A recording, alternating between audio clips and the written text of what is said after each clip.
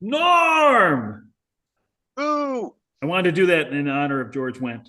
So, Norm is here to give us technical support. yeah. if you're having any Zoom trouble, Norm's your man.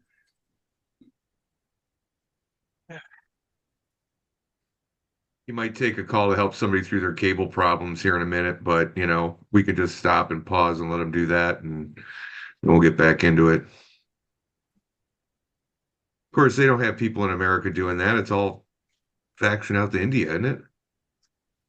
Sounds like it. No, I don't think so. Every time I call Xfinity, it would be somebody with a very heavy Indian accent, and their name was like Bob. You're saying it's a fake name? Or Steve was another good one. Friendly names. Yeah. So Norm, have you had breakfast, but have you had lunch yet? I mean, what time is it there? It's like It's 11, 6:30. 11 in the morning? Yeah, feels No? like it. No, is it like Uh, 6:30 or something? yeah, Okay. and no, I haven't eaten yet. I usually don't eat until late. I know sometimes you're 2 hours away from me, and I guess now you're three. Yeah, Because you guys refuse to change. You just said, like, I'm not doing this shit. yeah, I'm no, just gonna keep it the same time. it's the simplest thing, and yet everybody else makes it the giantest pain in the ass. Yeah. I wouldn't mind if they just kept it one time. That is a crowd that is afraid of change. Although the kids waiting for the bus in Indiana in pitch black, I guess that's the worst of it, right? Because I know here this it's barely light out sometimes of the year when the first buses are coming. So in Indiana, they're almost an hour. They're the same time, but they're sunwise. They're almost an hour different. Yeah, They're 45 minutes. those kids should be working in the coal mines and used to the dark. They start school so damn early, right? Because I guess it's because of the afternoon sports. But geez, come on, getting You on the had a good bus. week this week, Norm. Got the 6-0. Yep. Yeah, it He seems like we've shot had himself back up in the first place, didn't he? Yep. seems like we've had an inordinate amount of 6-0 people on here, but I guess maybe it's not right because I look back on it. I was like, oh, I guess I thought like everybody, but there's only been a few. Maybe you're the third, but maybe you're only the But there's second. probably been 4 or 5, maybe 5 or 6 different fucking leaders of the league this year. You Yeah. had I led it one week, and Wow. then it was I led it like week 2 or week 3. And then Chris Larkin took it over, and then Paul took it over. Now Norm's taken over the lead. And then whoever was the leader in the first week, Yeah. This is like but it's just been shockingly, bouncing around. we're shockingly late in the season to not have Phil in first place. Yeah, He's creeping up though. I know. He's like in he's fifth, making his maybe. moves. He came to me with he wanted Jack Caglianone off me. And I was like, no, I'm not trading him until I see him play in the majors, one way or another. And even then, if he's good, I'll hold on to him for a while. Plus, like when Phil calls you up for a guy, that makes you less likely to want to trade him, right? You're like, oh shit, this guy must be good. Yeah, sometimes I have good luck with Phil's trades. Yeah, I made a trade with him this year. It worked out pretty well. Well, everybody's made a trade with him this year. He's the only one that's been trading with anybody. Well, Me and Lou and I Norm made a Everybody, it's trade traded. like, last night. have you, what's that? Lou and I made a trade last night. Oh, you did. I think that was the first trade that was done other than that wasn't Dr. Satchel. It wasn't involving a Phil. Oh yeah, I'll have to look at Dude, I mean, that. I'll That's bring it up funny. right now. Look.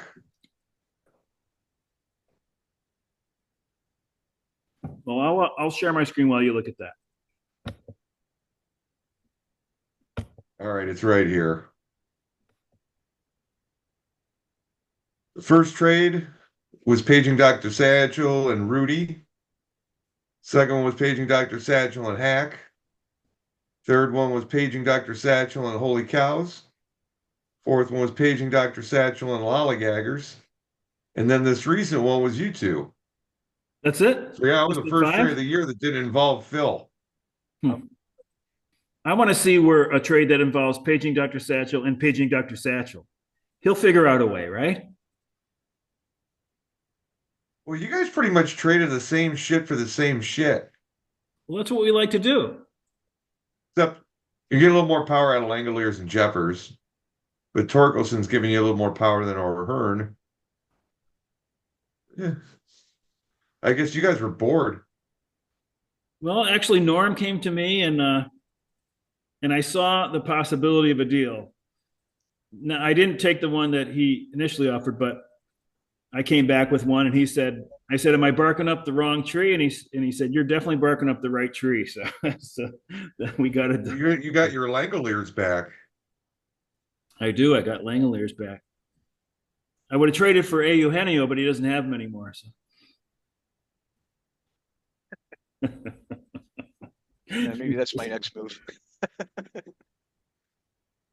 Norm, your mic is light, so you should talk loud. Okay. Or Better? either turn up your mic volume. We want to hear every last word that you have to say.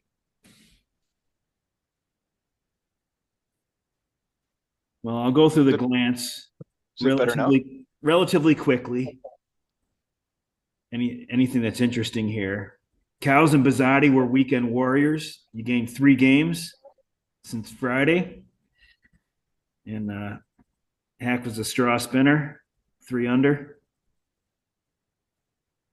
And Cows are predicted to finish second to Bizzotti now in the model. And that model is so it's relatively wimpy, isn't it? Bizzotti Cows play weight, and the standings are Bizzotti Cows play weight. Oh, I guess that's pretty impressive. So it's skipping over Capital Lockers and Satchel. And that, honestly, I didn't gear the model to exclude those teams. So that's good, but you might think I Actually had could. a shot to get a 4-2 over a 2-4.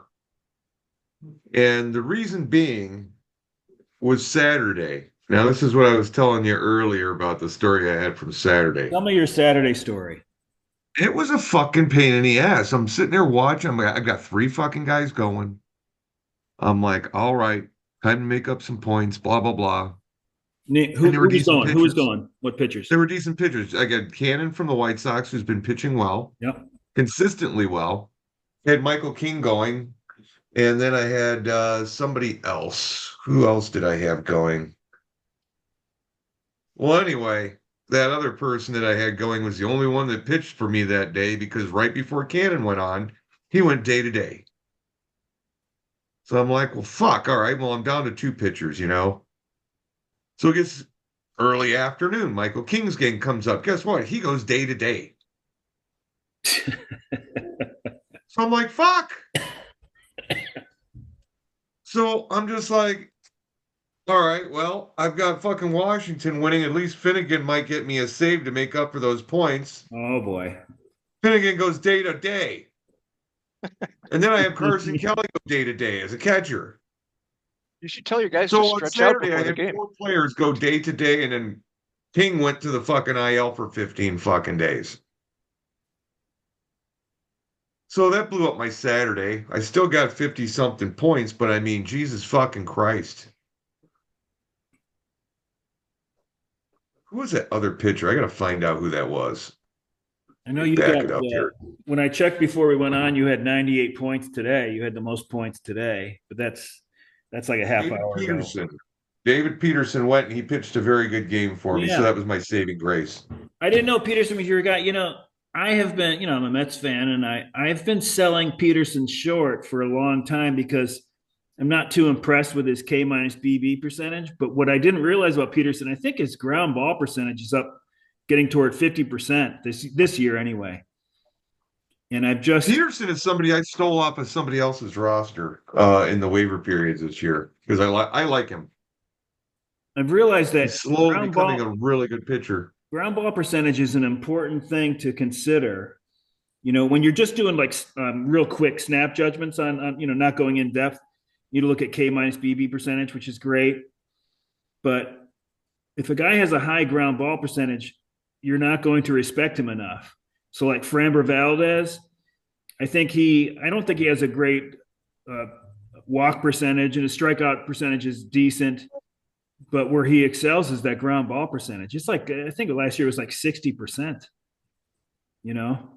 And Clay Well, Holmes for the Mets is like that. And Peterson, at least this year, is like that. It's like in the upper 40s or 50% ground ball percentage. yeah. So, because, you would think those guys aren't going to get in trouble with the homer as much as, an average pitcher.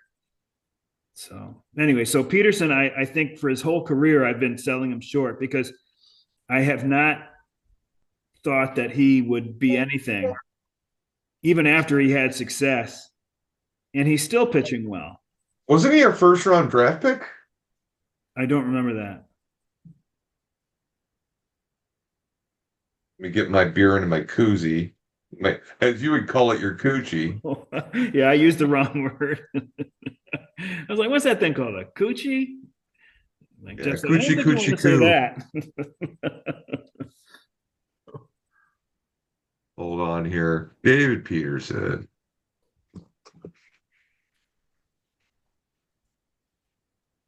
So I've come to He apologize, was David Peterson, tonight. he was drafted first round 20th overall from the University of Oregon. He debuted at 24 years old and almost 25 years old. Yeah, I've never thought much of him, and he's decent. Yeah, The he was only Mets guy, first round pick in 2027 or 2017. considering this ground ball percentage thing, the only suspect Mets pitcher that's doing well that I would be most suspicious of would be maybe Canning. He's done really well, and I don't know how he can continue to do that, but we'll see. Not like I'm the pitching guru of anything. But that's the one that scares me the most. But it doesn't scare me because the Mets have a couple of pitchers coming back if Canning does start to shit the bed or something. But Players of the week. Bakes is loving that Logan O'Hoppe trade over the sea of the offseason.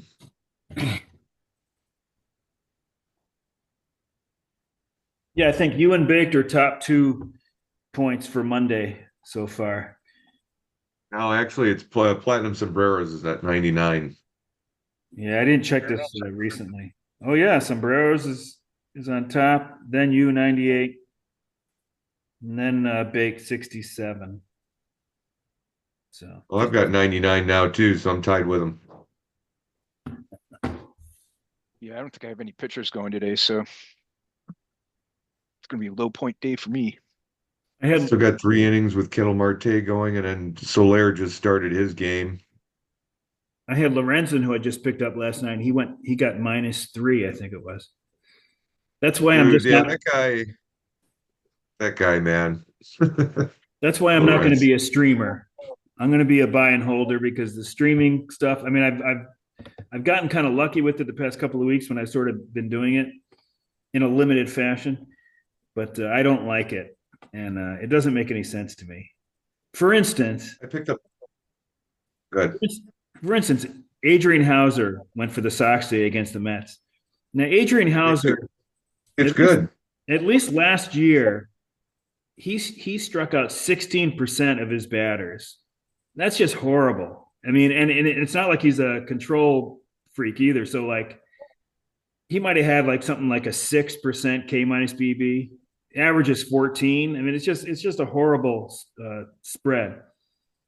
So you think like, okay, he's gonna do shit. I picked him up in my AL Roto, not because I think he's good, but because there were only 2 starting pitchers that were going to play this week that nobody had, and I got one of them. And I put him in, and he did great. 6 innings, 1 earned run or something like that, or no earned runs maybe. I don't even know if the one was charged to him. So, anyways, that's why I think streaming just sucks because today Adrian Hauser would have been the play, right? It's like come on, that guy sucks. I Why actually can't had we? a good pickup today, picking up that Keeter Montero. I've got him in that Uh, AL Roto too. What did he do? Yeah, out of Detroit. He actually had pitched a good game. He was a one-hit shutout through five, and they took him out. Huh. It's like, couldn't you let him go one more inning so I could have got a quality start out of him? What the fuck? Yeah, But I had they three took pitchers go Holmes today, out. got 3 wins. They all got over 20 points. I'm happy. They took Holmes out today after 5 2/3. He had two strikes in the batter, and he got two borderline pitches that didn't go his way, and he walked them. And then they went to the bullpen. I was like, oh man, he would have had 6 innings, 1 earned run, but instead, no quality start. I don't know who has Clay Holmes, but Yeah. that's a heartbreaker. Yeah, that quality start is really making me hate some managers. Well, I it's had almost Mike like asking me the other day about if I wanted to trade him any starters. I'm like, dude, I just had two people go day to day on me and fucking another relief pitcher go down. I can't afford any starters. I got like a lot of starters on the IL. I mean, currently I've got Sasaki, I've got King, Blanco, and AJ Puck are all on the IL. Yeah, I had 6 of my starters on the IL at one point, wow. and Fucking brutal. I think I I've was got getting lucky though. I was, like as they went down, I got another one, and they started doing, they did decent, and now I'm starting to get guys back. So Well, the good thing I got going for me is that they're all shoulders and not fucking elbows. Oh, actually, Wesneski, I had to drop him. He got Tommy John. So that's another one that went down.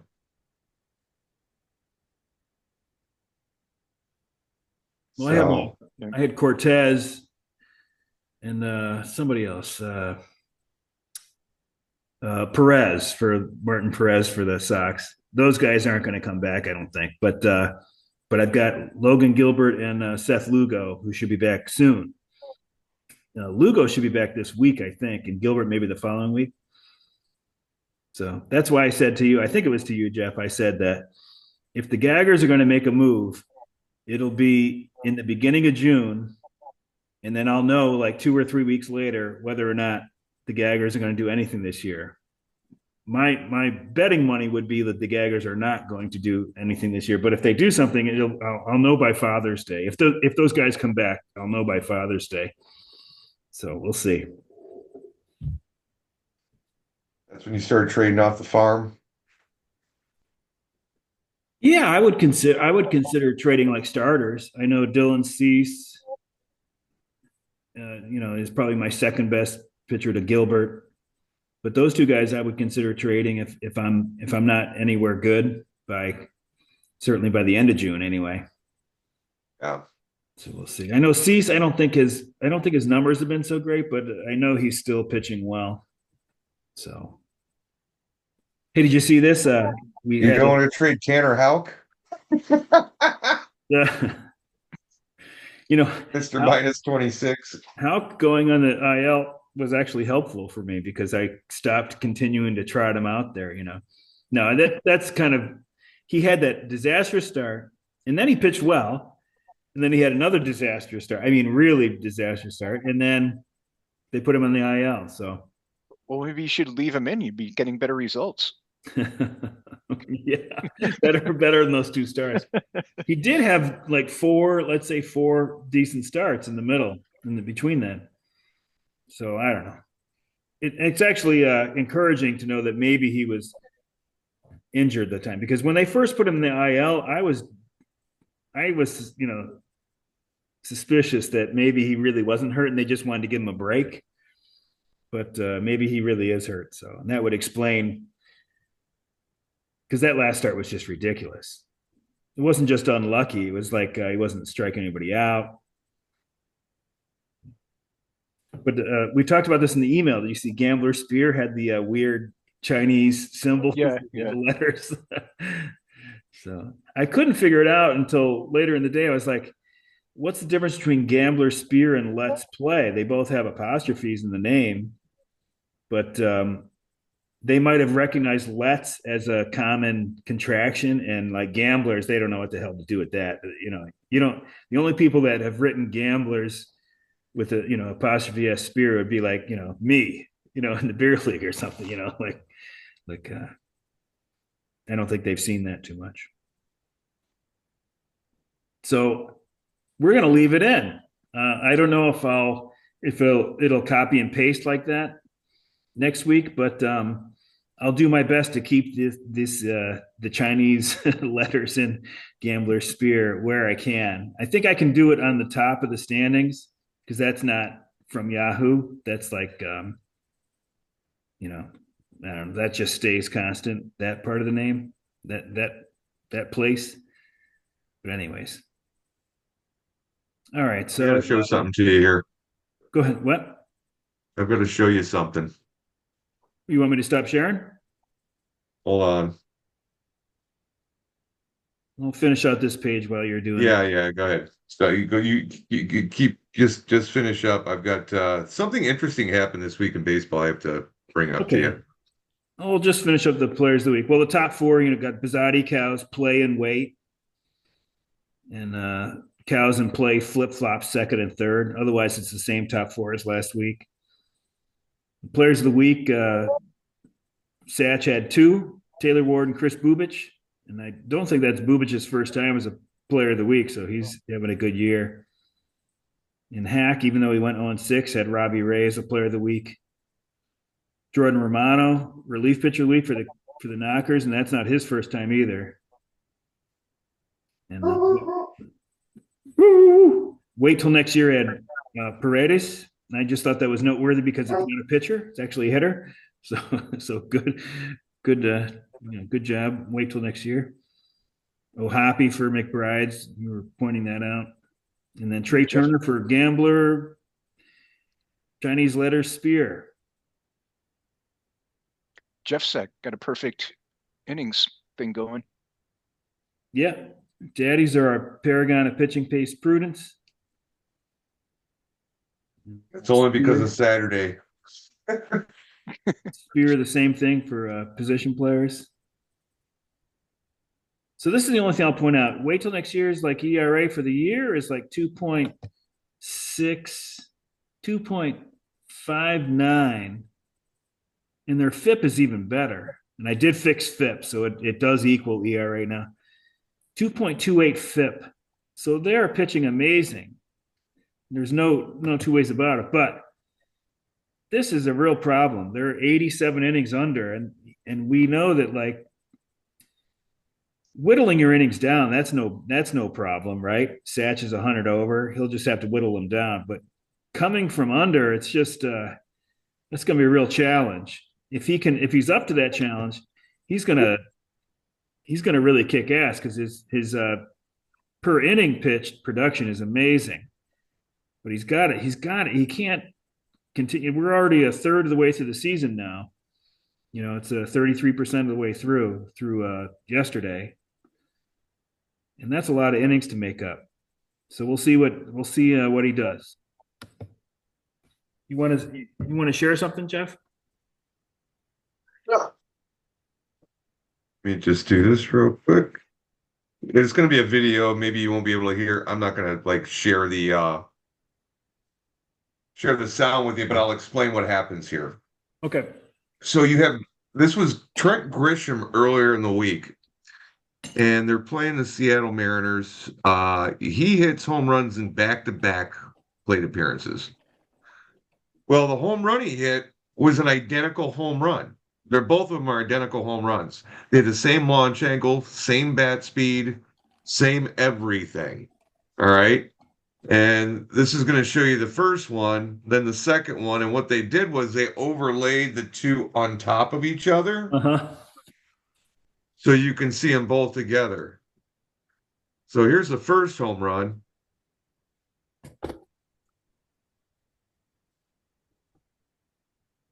Should have had that. Here's the second time up.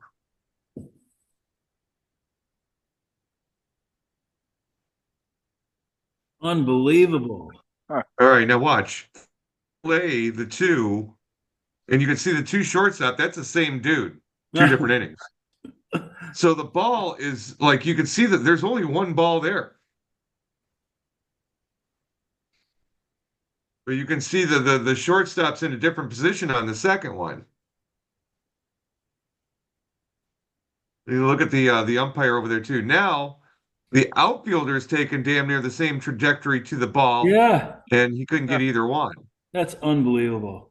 Isn't that something else? That's So crazy. did you see, I think it was in the minors earlier this year, but there was a play where guy hits a ground ball off the third baseman's glove, shortstop catches it, throws guy out at first base. The bottom half of the inning, with the same number of outs, the same count, the batter hits the ball to the third baseman off his glove to the shortstop, and he throws guy out at first. And like everything was the same about it, but it was like in the top half and the bottom half of the inning.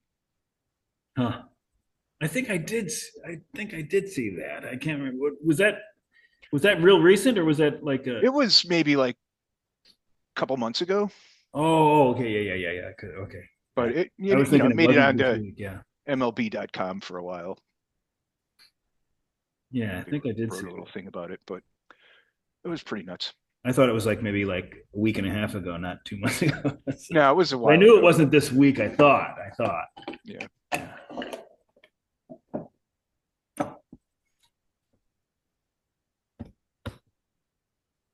That's amazing. Where'd you find that, Jeff? Like you just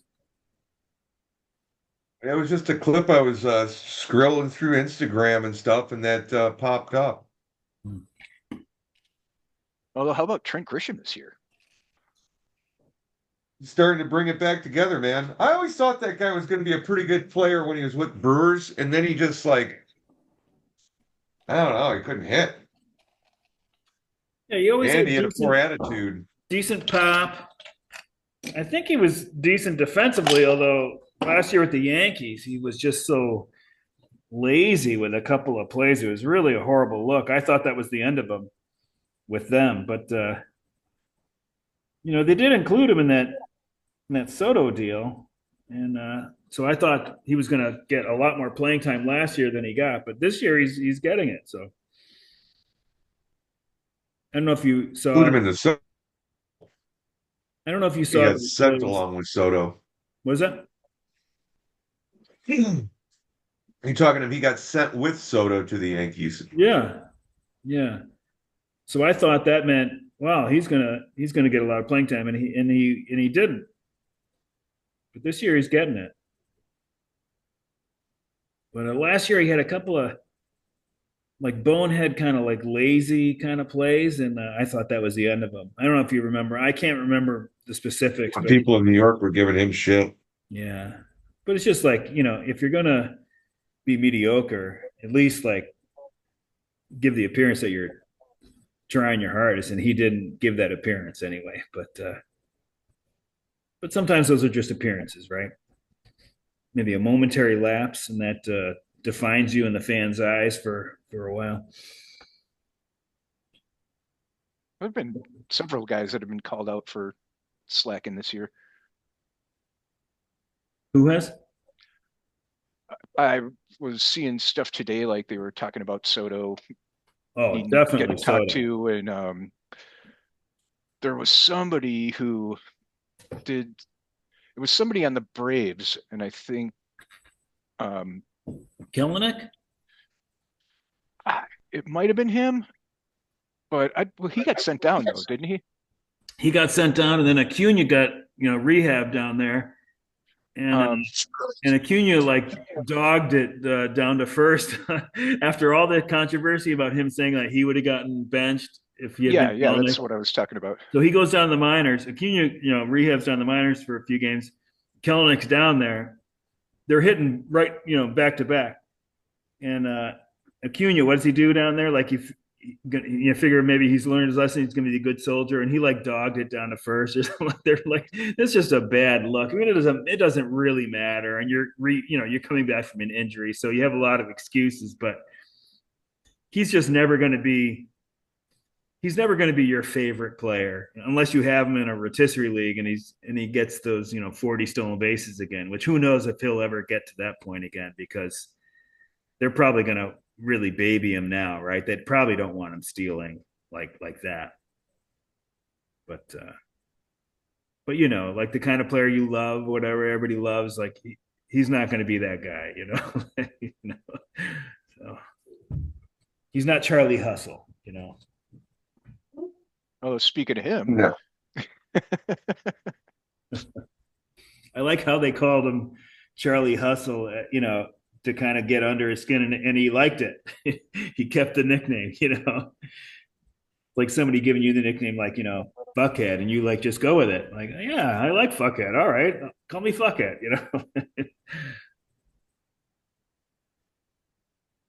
You know the story, right? Because they talked about it a bunch. Like it was a spring training. He was young. And it was during spring training, and he like busted his ass. I don't remember the specifics, but so somebody made, some veteran made fun of him. Like, we got Charlie Hustle out there. So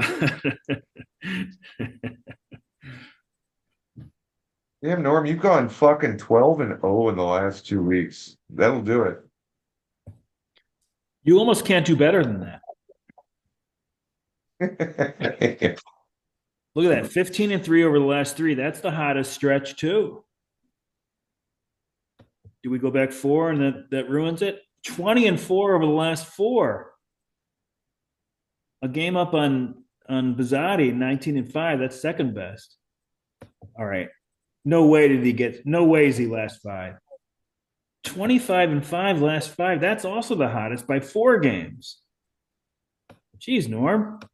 28-8. You would think I would write about this. I think I was too concerned with correcting the FIP calculation. Maybe I'll get back to some real, basic analysis next week. Look at that. 28-8 over the last 6. I used to write about this stuff more. 32-10 last 7. Well, you are in first place, so I guess it's not that surprising that you would have the best record, but geez. 34-14. So I think in all periods, you are the number one team. Even last 8, you're up by a point over Bizzatti. How about that? about 1 point.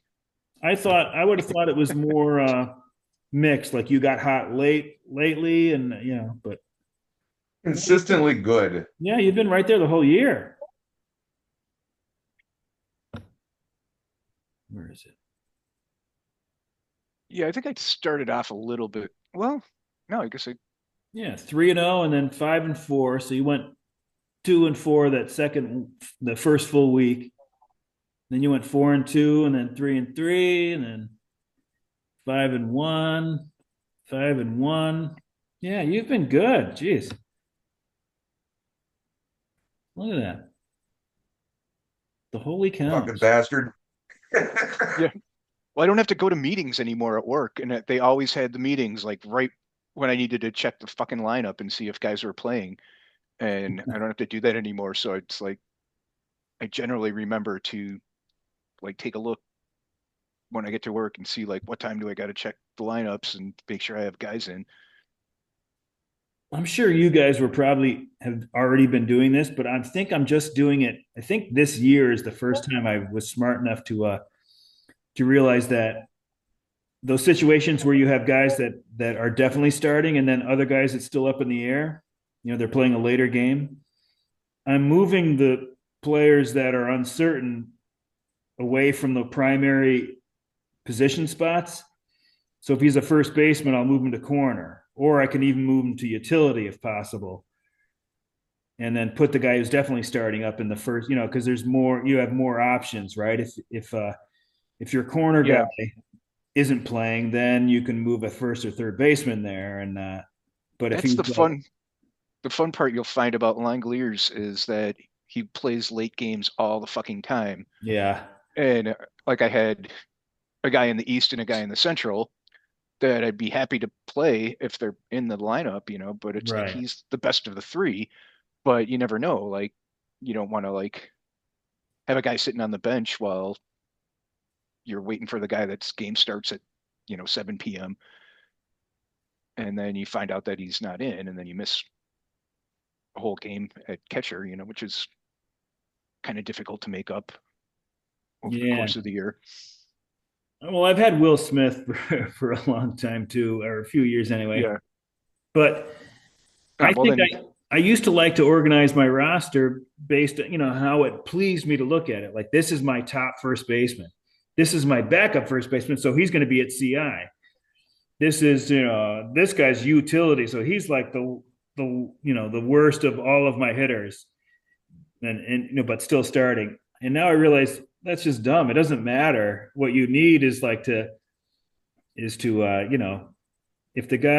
your Ute guy is starting and you're going to play him at Ute, move him to first base, because then what if Freeman doesn't play, that night or something like that? You've got him at Ute and then you can replace him with anybody. So I don't know. I'm thinking more about that. I guess it was more from the mixed roto league that I'm in that I started to think about that more. But because beer league, we have a max that you can reach. So I don't want to put in guys that aren't starting until late in the year when I know I'm not going to reach the max, and then I'll just play anybody, even if they're not starting.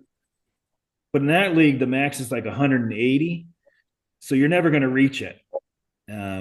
So I don't know. I don't know what I'm saying. Maybe it's actually more important than the beer league then.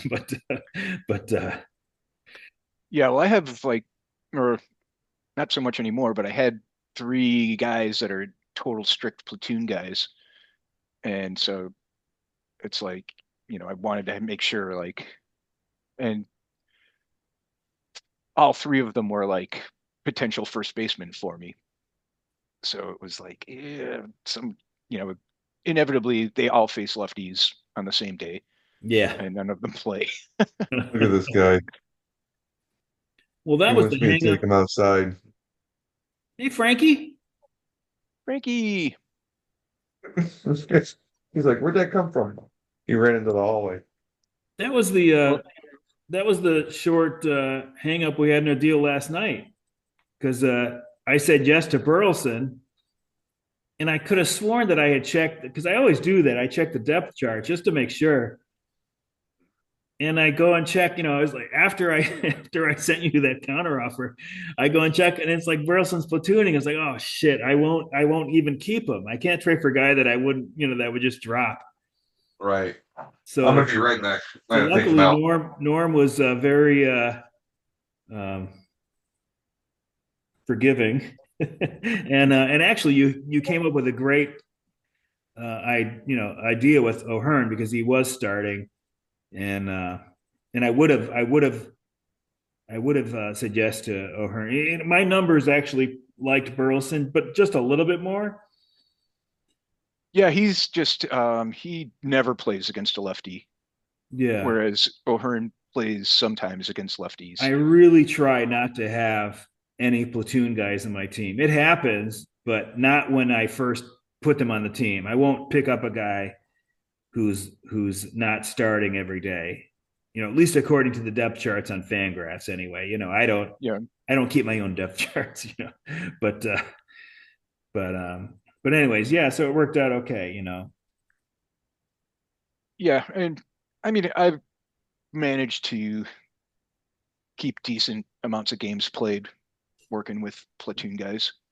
Yeah, I could be making I think when you do things in an absolute manner, you probably make some mistakes, on the edges, right? But as a rule, I just don't want platoon guys. Yeah, in an ideal world. And but But you could make a big mistake. Like let's say Peterson, not Peterson this year, but Peterson, that he's been for a long time. You could have some crappy guy that's playing every day, maybe for the White Sox or the Pirates or something. But Peterson, if you used him judiciously, you'd be better off, even though he's platooning. So I yeah, realize that I'm not, that I am making mistake if by being absolute, but that is my rule. And I when they first come on the lollygaggers, they are not platoon players. They might become platoon players, but they are not at the time. So like yeah, Kepler's a guy like that. Kepler, I love Max Kepler. I've had him. I think he's good, but he's been platooning, and I just bypassed him because of that. I find it such a challenge just to get to the max every year in the games.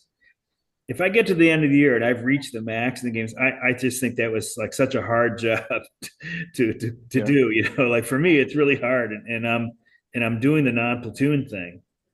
So Yeah. Well, I've had like all three of my catchers playing, like both catcher spots in the utility spot like numerous times this year just to because of I know the platoon guys aren't playing today, so I gotta throw a body in that utility spot.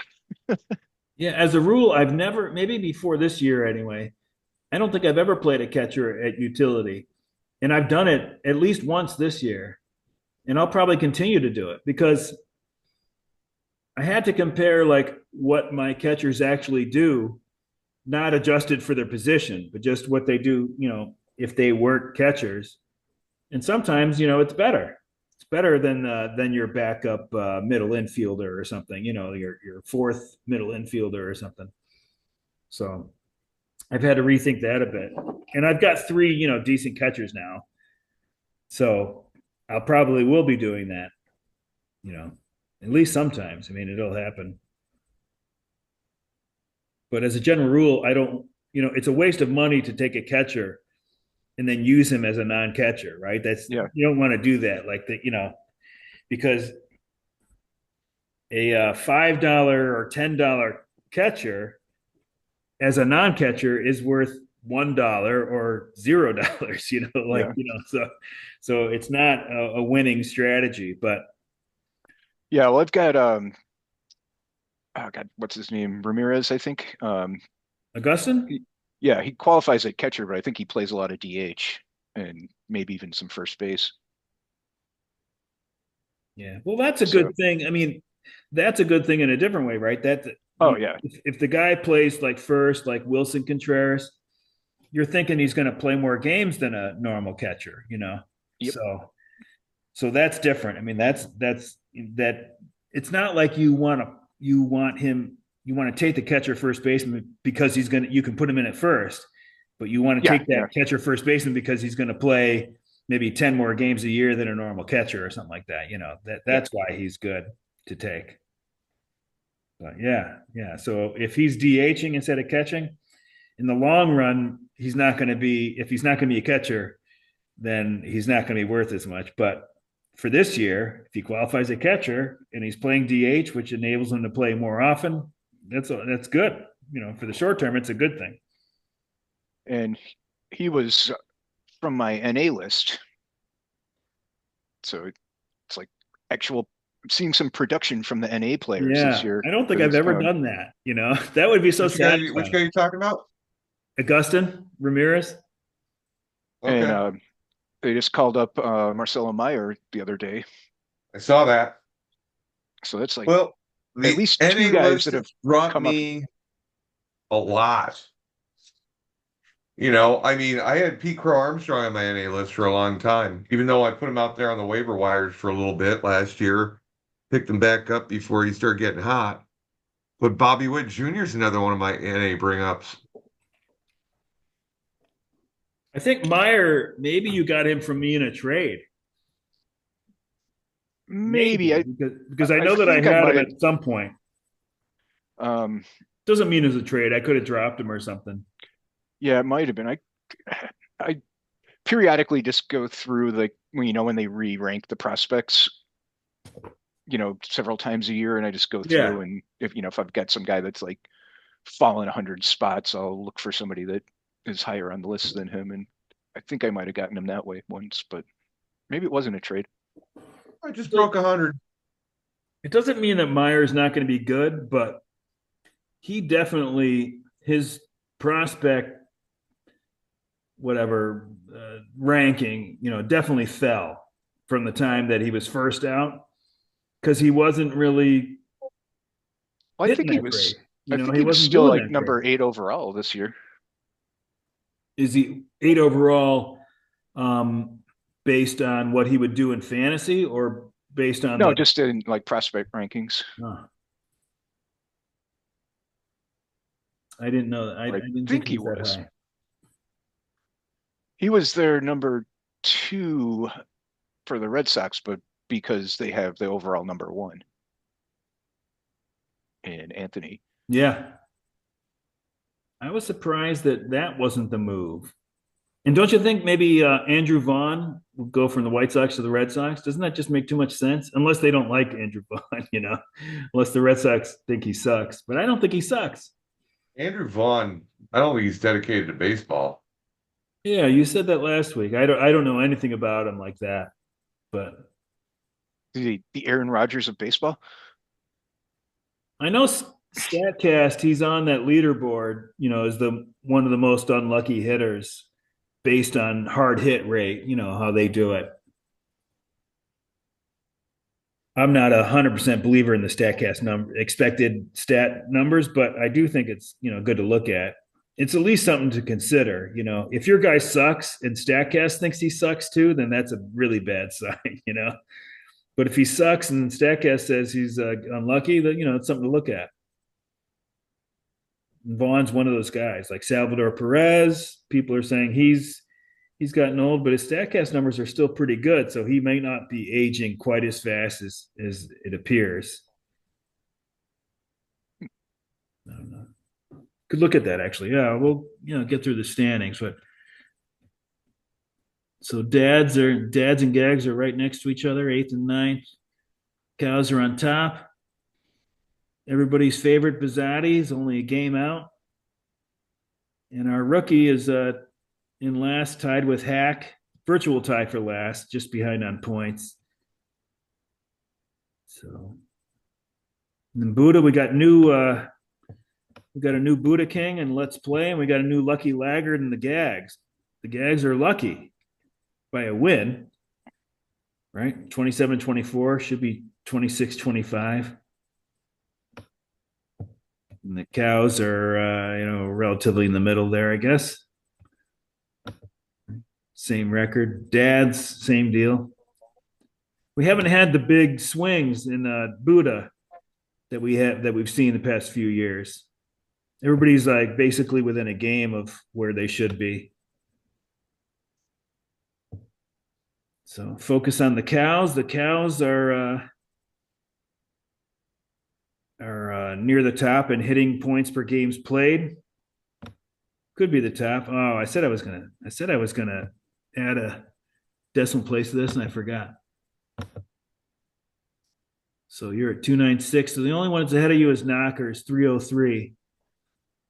So Cows are hitting well, and they're pitching in the middle on a per inning basis. Right, you're 259. Yeah. Least is 22, and the highest is 297. So yeah, you're right in the middle. And then your save hold points. Cows are at 141. The average is 130. So Dad's at 157 is tops.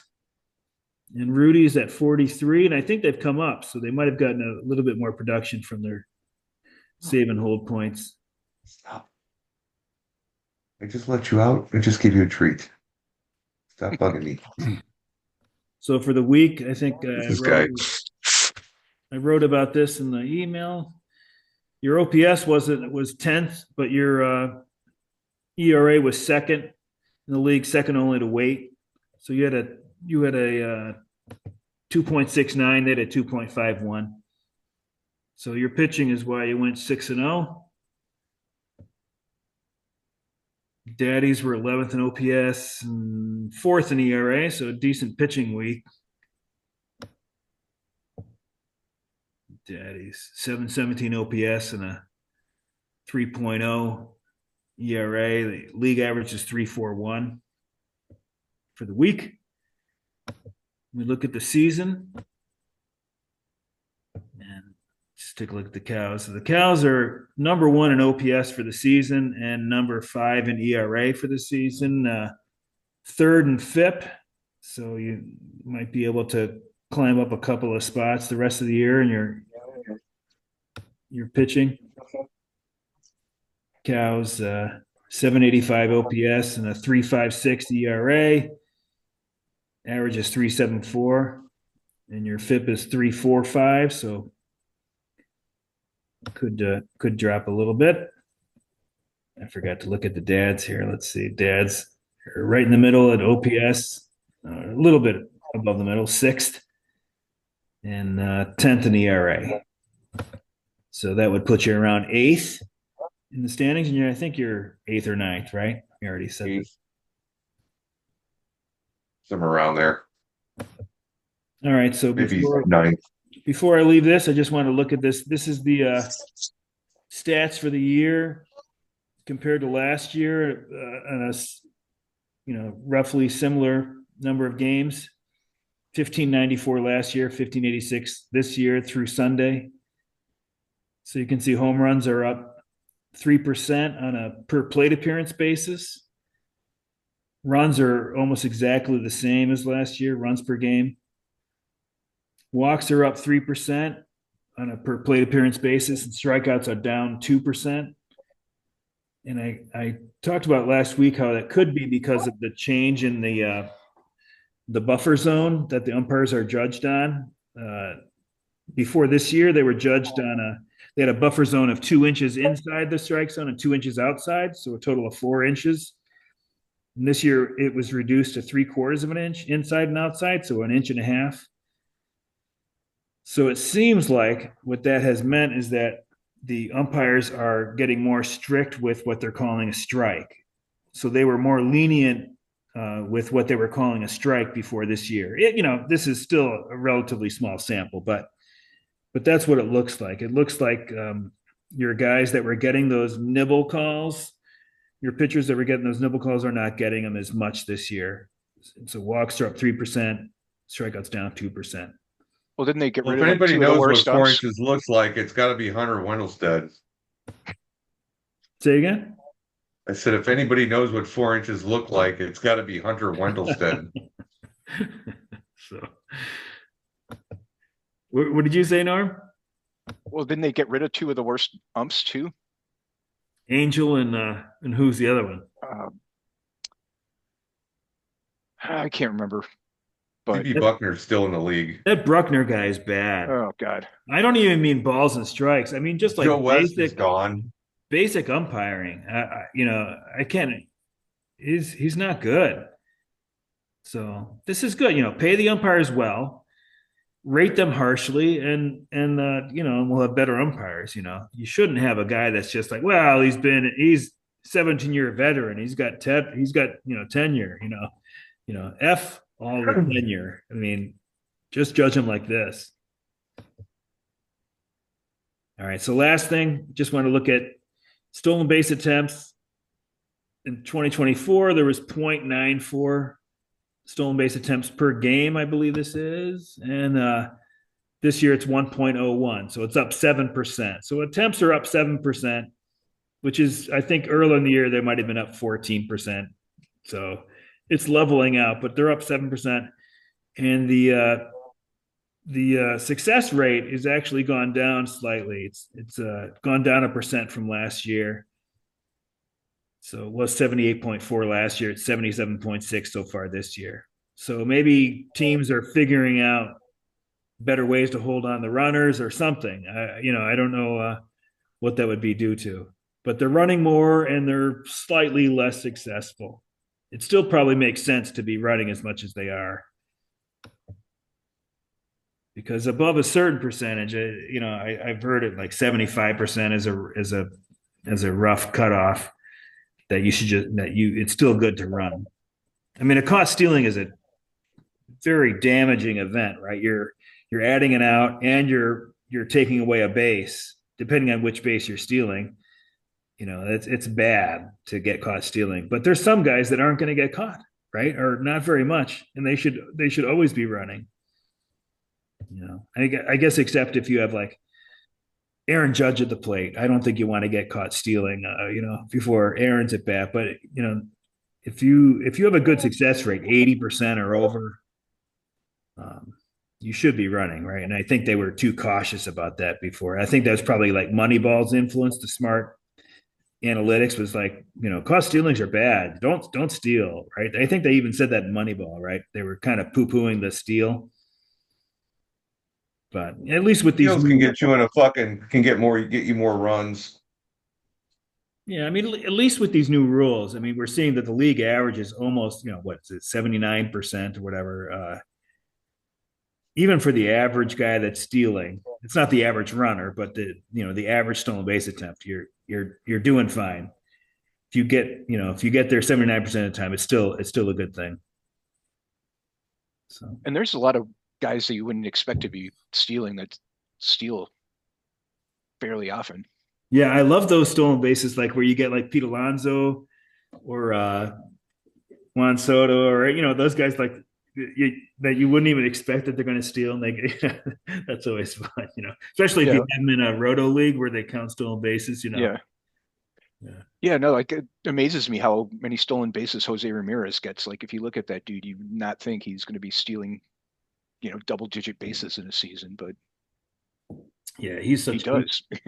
he's just such an enjoyable player, right? I mean, how couldn't you love him? If you lived in Ohio, he'd have to be your favorite player, right? I mean, he's like somehow he's still a little underrated, but they've been talking about how underrated he is for like 3 years now. So like, I guess maybe he's not as underrated as he was, but he's still just such a good player, and he doesn't like look. I don't know. He just doesn't look like he'd be fast or anything, and he's just good at everything.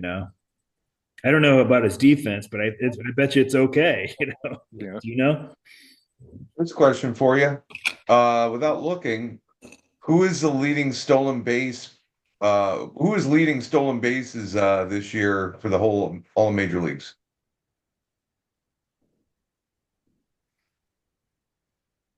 Is it Ellie? I don't know. Uh, He has 20 stolen bases already, too. We're a third of the way through. it's not Tiny. It's funny. Even Oh, is it that guy in the is he on the Marlins? No, who on the it Marlins? is Luis Robert. Wow. Hmm. He's got 20 stolen bases. Next behind him is Witt with 19. And then the leader of the National League. Who do you think the leader of the National League is? I thought it would be Ellie. No, there's one guy that's got one more than him.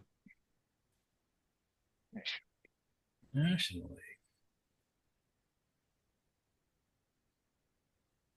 Trey Turner? No. Yeah. Turner is one, two or three below De La Cruz.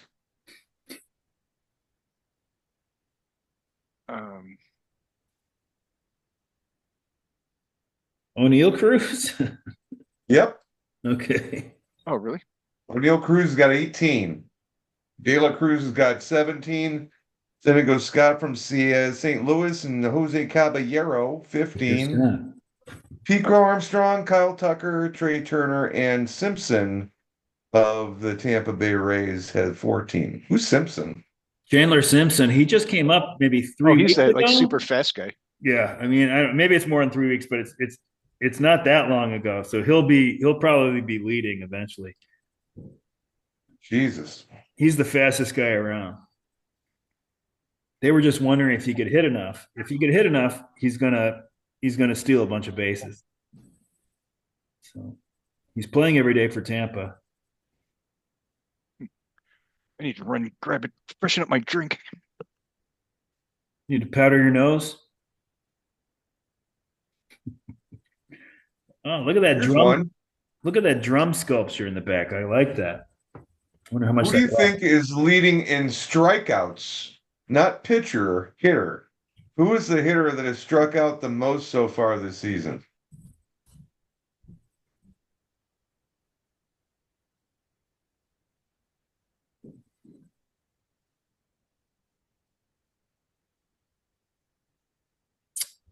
Hmm. I'll give you five questions to narrow it down. AL or NL? National League. National League. So you hitter or a pitcher? Just kidding.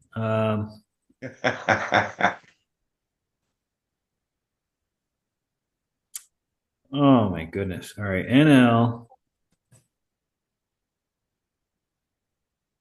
Bunch of Ask another strikeouts. question. Kyle Schwarber?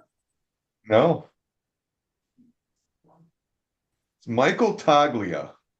Oh, geez. Yeah, I probably wouldn't have gotten around to him. 74 strikeouts. That's such a 74 shame. strikeouts. Number two is somebody who's pretty well known, and that is Ellie De La Cruz with 68. Now, granted, they're on pace. Like Toglia is on pace to almost get 300 strikeouts in Well, a it's only season. times three right now. So like 250, right? Or not even 250, 230. Well, yeah, he's not on pace to get 300, but he's on pace to be like 250, 230. Uh, Either way, that's pretty bad. All or Mets, nothing hitter. Braves, Phillies. I already sort of guessed Schwarber, and that's not Schwarber, right? So Nationals, Nationals, Marlins, Cubs, Pirates, Reds. Is it Ellie? What's that? Is it Ellie De La Cruz? For the most what? Strikeouts. No, it was Toglia, but Ellie De La Cruz was number two. Yeah, but that's what you asked me. You asked me to come up with number two. Well, I think I said his name was, I already said his name. Well, you said totally, and then when Norm was gone, you said I'll give you five questions to come up with the second one. All right, so yeah, Oh, no, I gave you five for the first. no, it was after that. I think. Well, hey, we'll watch it. We'll rewatch the tape. All I know is I'm high and I started looking at other shit.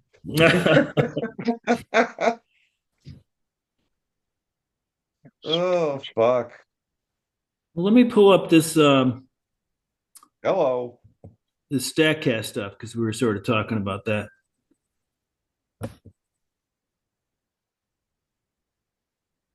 This is, let's see, what's pulling up. All right, it's going to be pitchers first.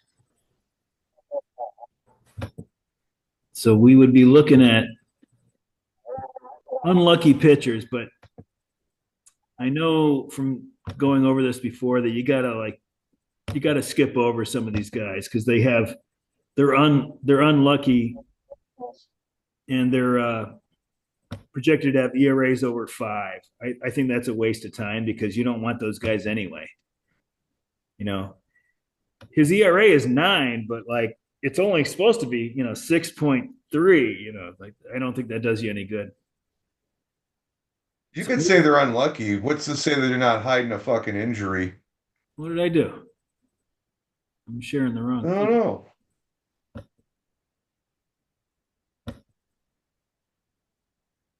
What the hell? Now I can't even see it. Where is it? Okay, here we go.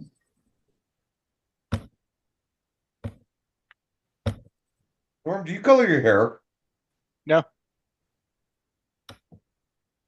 You mean to tell me you have no gray hair whatsoever? I have a It's little. just it's just sunlightened. It's like I get it. Like I get gray hair on my face, but Yeah, when you're eating out your grandma. Ugh.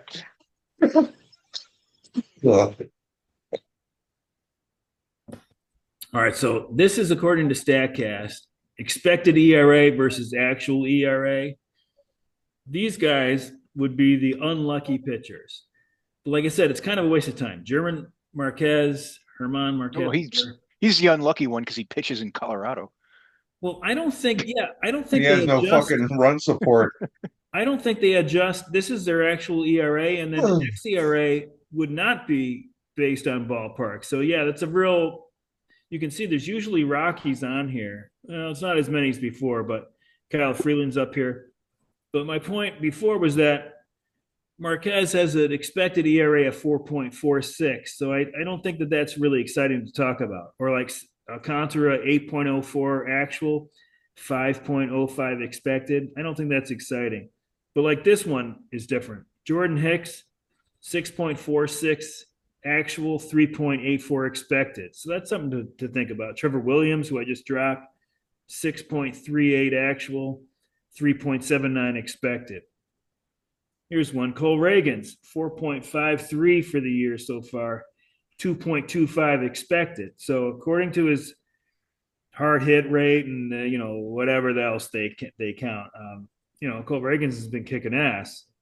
His ERA is twice what it should be. Zach Eflin 5.4 actual, 3.66 expected. Clark Schmidt 4.58 and a 3.36. Ronald Blanco, 4.1 and a 2.93 expected. So I'm just skipping over some of these guys. Taj Bradley, 4.61 actual, 3.48 expected. So, those are guys to maybe keep an eye on. Or if they're on your team, maybe give them an extra start or two before you cut them loose, And then these are guys the other way. These are guys that Brandon Pfaadt is actually lollygagger, 3.90 actual, 6.4 expected. So, I could maybe expect that his ERA is going to be in the fours, rise above four sooner rather than later. Max Fried, 1.29, 3.36 expected. And again, this is kind of like the opposite of what I was saying before. Like Max Fried, if he pitches the entire rest of the year with a 3.36 ERA and he throws 200 innings, nobody's going to complain about that. So I think you need to get these. Maybe we'll look at the expected ones that are above four. Here, see. So Smith Shawver for the Braves, 3.67 right now, 5.6 expected. Davis Martin for the White Sox, 3.45 actual, 5.29 expected. Andrew Abbott for the Reds, 1.77. Expected is 3.61, but that's still decent. You wouldn't kick that out of bed. Shota Imanaga, 2.82 actual, 4.58 expected.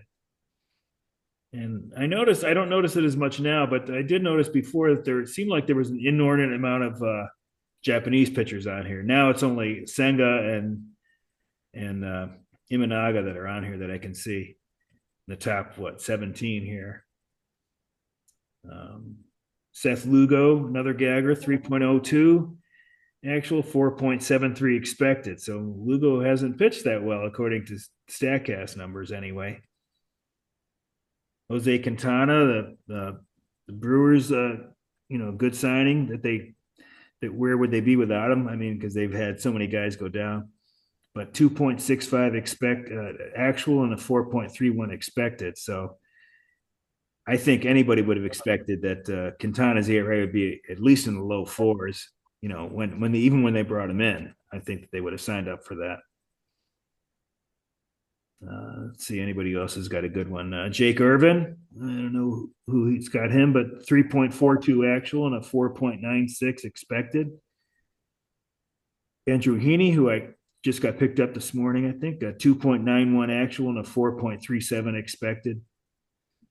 So anyway, so that's. I have nobody on that list there. Yeah, I don't either. I had one on the previous list, but we'll look at I guess that's the list you want to be on rather than this one. Looking at hitters with the same thing here. Now this is the difference between their actual WOBA and their expected WOBA, and WOBA is just a way to it's calibrated to the on base percentage scale, but it takes into account it's weighted, so it takes it's doubles are worse than single or better than singles, and home runs and are better than walks, that kind of thing. It's not they're not all the same. So it's just trying. It's an attempt at being an overall offensive stat.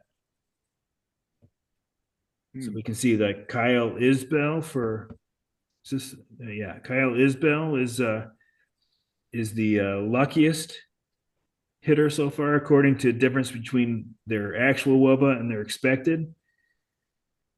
Uh, So so, it looks like whoever has Freddie Freeman and Aaron Judge should be selling them while their value's high before they come back to reality, right? but they're not on here, right? Oh wait, There there's you are. Judge. Oh yeah, there Hey, they are. Turner's there Yeah. too. Well, that's the thing too. All right, so let's take Freeman. 445 actual, 405 expected, but the WOBA the average number is like 312 or something like that. So if you have a 405 expected WOBA, it's not a it's not a damn, I can't. It's not a Red flag. yeah, I can't think of the word I was trying to think of, but so it's still good. So that's what I mean. Like for some of these, if their expected WOBA is like 360 and above, let's look at guys that have, you know, Jeez. one that would give you pause. Like Javier Baez is at 348, which is above it, average, which is, I think is around 312, give or take. He's at 299 expected. So he's been like a real big pickup this year in deeper, especially in deeper roto leagues. But he's probably as mediocre as people expected. I mean, maybe he's a little bit better mediocre because he was disastrous for a while, and he's not hit disastrous this year. So, anyways, but just Miguel Andujar. I don't know how many people have him, but I had he's him for a while. he's another one. Harrison Bader, who got off to a good start, and he's expected that he's like, basically average, slightly below average. That's still not too damning. Trey Turner, God, I can't believe Turner's this low. So he's a 356 actual and a 315 expected. So he's expected to be just like an average player. I guess this isn't adjusted for position like some of those other stats, like WAR. So it's comparing shortstops to right fielders and DHs. So I guess 315 at shortstop's not so bad, but it's still not. Like 3 years ago when Wow. the Dodgers got him, right? He went to the Dodgers. I mean, he was a star, and now he's a fallen star, right? A little bit, anyway. Well, considering he's almost 30 points expected below Geraldo Perdomo, who isn't much of a hitter. Yeah, that's crazy. Oh my It's god. also you guys gotta remember too, though. It's like the years go by and we think of this guy being the speed burner and stuff like that. The guy's got old. He's 31. He's going to be 32 here real soon, June 30th. Now, for a baseball player, he's still burning the rubber out there, but fuck, I mean, he is getting older. Yeah, something happened. I mean, like, because like you said, like he's still up there in the stolen base numbers, and so but his hitting. Batting 310. Yeah, I mean, it's not. I'm not like putting him down like he's so bad, but it's just like he's just a little bit above average as a shortstop, right? I mean, uh, that's not what you thought you were getting. Yeah, so Freddie, 445 actual, 405 expected, so that's still fine. I mean, that's ridiculous. He's batting 357. And TJ Friedel, 342 actual, 303 expected. So he's like, pretty good player, actual, and slightly below average expected. So, and I think It sounds like a chain of German schnitzel houses. TJ Friedels. I think I just saw that Friedel puts like with his bat in the dirt, he draws in the dirt like a Jesus fish or something before his at bats, and I was like, oh, okay, Oh no, boy. another one to cross off the gagger list, along with the Mets pitcher, Brandon Sproat, whatever. I don't know, but anyways, Oh my God. You know what? I swear to God, I want to just throw up every time somebody like in some playoff or whatever gets interviewed after the game. Oh, I just want to thank my Lord Savior Jesus Christ. I I'm sorry, I'm no goddamn devil worshiper, but that shit annoys the fuck out of me. Yeah. Oh, it annoys me, and it's like the South Carolina women's basketball coach Dawn Staley. After they won the championship in 2024, she said something like it was destiny, like something about like Jesus. And I was like, God's geez, will. I was like, I didn't know Jesus was such a big college basketball fan. I Yeah, mean, right. Yeah, you like think he'd have bigger things on his mind. the game didn't Achieving even shooting exist. percentage beyond 3-point range. It didn't even exist 2,000 years ago, and I was like, geez, what about all the UConn fans? There's crazy Jesus people that follow UConn too, right? So I don't know. But anyways, well, she lost this year, and she didn't say that. She didn't ask Jesus, why hast thou forsaken me? When they lost, so that was good. So uh, let's see if we can find another interesting one here. Hunter Goodman, he's down a little bit from his actual. See, but I don't know if expected WOBA accounts for the ballpark. So that could be totally meaningless with Goodman. It could be um, just based on the fact that he's playing half his games in Denver. So I wish they would adjust for that. Like WOBA adjusted for ballpark, ERA adjusted for ballpark, and then compare it with the expected. But I don't think that they do that. Well, Lou, I think you're good enough at this shit that you could probably design one. No, no, I don't know. I don't. To tell you the truth, I don't mind showing all this expected, the Statcast stuff because I don't really use it myself. Like I think it's interesting to look at, but I still don't buy it. I'm still too much of an old dog with this stuff. Well, look at that slugging percentage by Aaron Judge. That is the highest slugging percentage I've seen since the days of Barry Bonds. Well, look at him compared And to that the was his rest. steroid days too. Look Well, at look at this. him He's versus the 12th. rest of the field. Like He's 12th on the lucky list, right? With a minimum of maybe 100 balls in play. I don't know what their minimum is, but so he's at a 515 WOBA, and I told you 312 or so is average. So he's way effing above. so His, his expected is his expected better is than anybody else's. 477. His Yeah, but expected is insane too. So I mean, like, that's better than anybody's actual amongst yeah. the lucky Oh guys. yeah. I mean, he is doing so well that I don't know. I think we almost take him for granted. At least I do. Like I'm thinking, yeah, Judge is like the best hitter. That's like what we've seen with Miguel Cabrera or somebody like that. But like it's way better than that. I mean, I don't know if he'll be able to continue this, but if he did this year, this could be one of the best offensive years we've ever seen. Wow, look at him compared to Soto, like across the board. Yeah, look at Well, what do Soto. you think? What do you think Judge's OPS is for his career? 1020. 1023. Hmm. You must have had Wow. it up there, didn't you? No, no, I didn't. I just guessed. Christ, man, you almost fucking nailed it on the nose, man. I almost had to give you fucking money and the car. So these are the other side. These are the unlucky guys supposedly. So Salvador Perez, 266, which is bad. Well, but 365 expected, which is above average. So There's hold on Andrew to, Vaughn. hold on to Sally. Andrew Vaughn, who got sent to the minors. Apparently, the White Sox brass doesn't look at Statcast numbers because according to this, he's still average to above average. Yeah, I think they just look at the Rockies numbers and say, "Hey, we're doing better." No, I just think they're sick of Andrew Vaughn.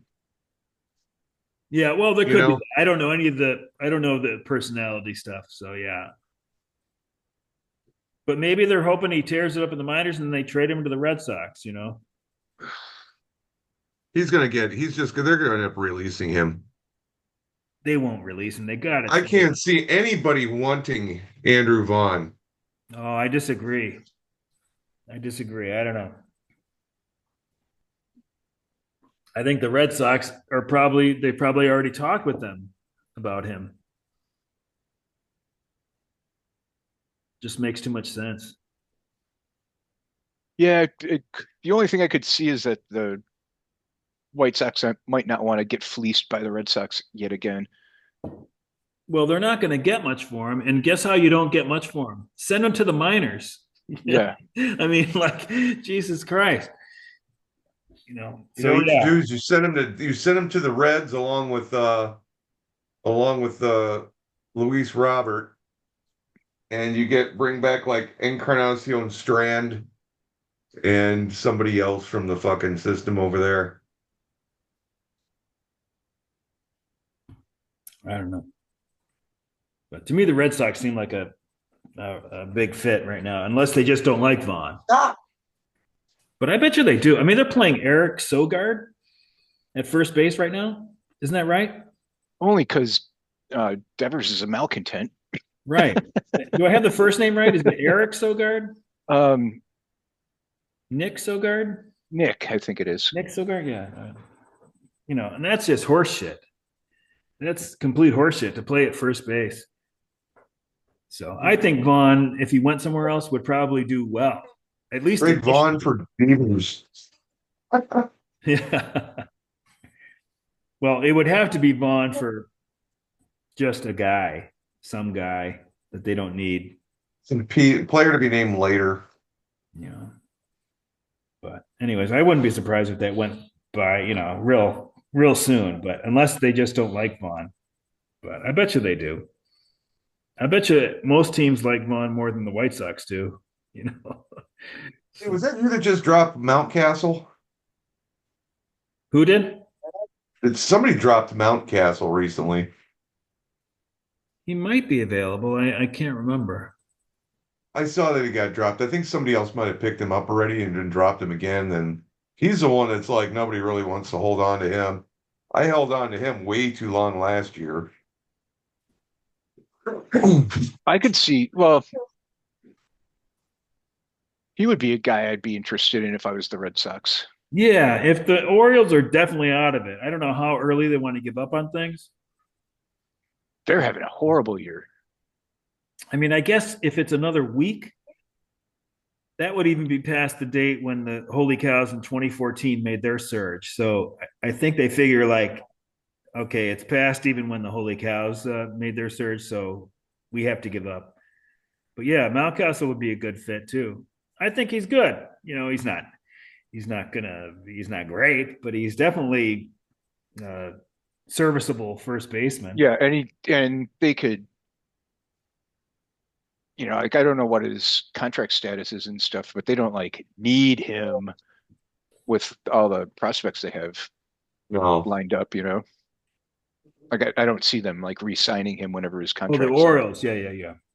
So it seemed like They've got that would O'Hearn. They've be a got reason to get O'Hearn. rid of him. Yeah, and they also have what's his face, Mayo. Yeah, Like they're going to have to make a spot for him eventually, right? yeah. I don't know what the hell they're doing. They have enough talent that they could have a good all around team right now, Hmm. right this second. You know, Well, their pitching seems a little bit suspect, to be honest, but even their pitching. I think I don't know. I guess I expect that they're going to do okay, like like soon. But maybe it's like a boulder rolling down the hill, like it just yeah, gathers momentum. But I don't see. I mean, I know they're not good, but if you look at the team, I don't think there's no way it could have been. If you played this season 10 times, there's no way that they would be 15-30 or whatever they were. I don't. yeah. Well, I think also you got to look at they brought up Rutschman and Henderson pretty early, and they both did really well. And then everybody else they've brought up after that, like they rushed all their prospects, and none of them have like hit the ground running like those guys did. So I think they got maybe a little bit, you know, overly optimistic about, bringing 22-year-olds to the major Yeah, no, leagues, I think that makes a lot of sense because like even with Holiday, right? They brought him up way too early, right? He Yeah. was like 20 and he struggled. And he's And just Kaiser now struggled, for the first couple of years, and now he's hurt. And Jacob Kierstead, Wilson last year struggled for the A's, and then got hurt. Bush struggled last year, and he's been better this year. yeah, but I think, you just got like a preponderance of prospects that they're bringing up maybe a little bit too early and counting on, and that could just be sort of an issue. no, I think it makes a lot of sense because it makes sense because they did like Rushman did hit right away Mhm. and he's tailed off now. But yeah, I think that makes sense because they brought Holiday up too young. The thing that they're doing that doesn't make sense though is that like some of these guys have such trade value before they come up to the majors and fail initially. Even if those guys turn out fine, like Jackson Holiday might turn out to be a good player. I mean, I don't know. I don't know if I could say probably, but you could say there's a good chance that he will be a good player. Yeah, I would definitely take the over rather than the under But on him, the promise of the player in those trade situations where somebody's looking to the future and trading away their present, like the Orioles are almost,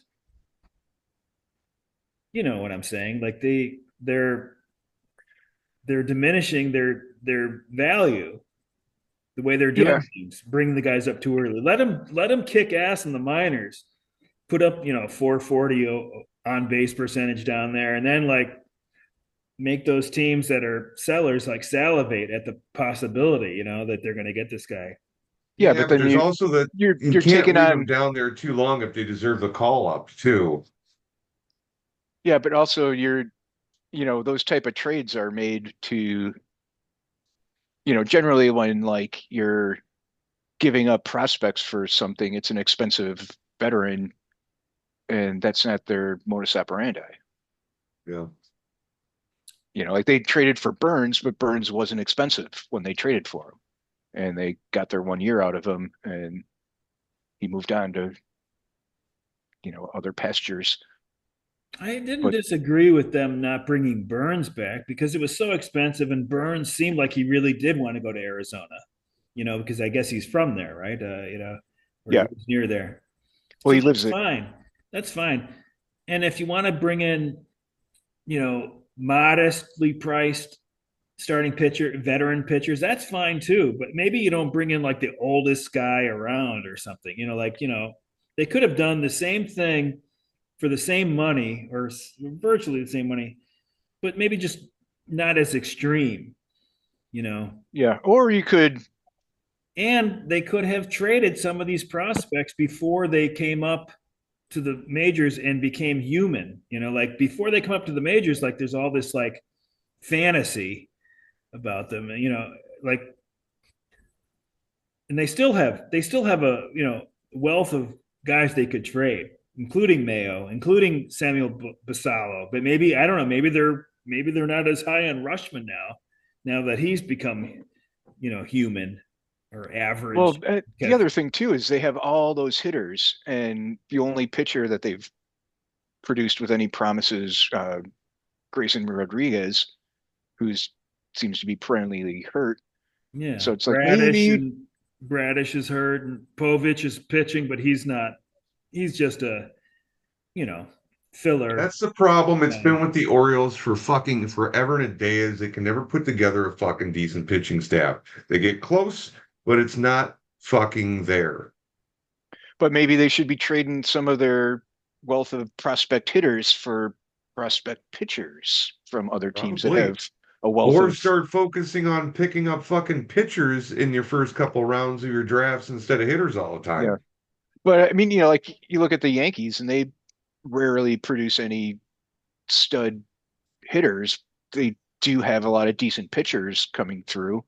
Like they do good at developing pitchers. The Orioles do good at developing hitters. Maybe you'd start trading, but that'll never happen because they're both in the AL East. Yeah. I But think you know, it's like I think it's even simpler than changing their whole philosophy, like development. I think like they could really do exactly what they're doing drafting, but they need to trade the surplus of hitters that they have.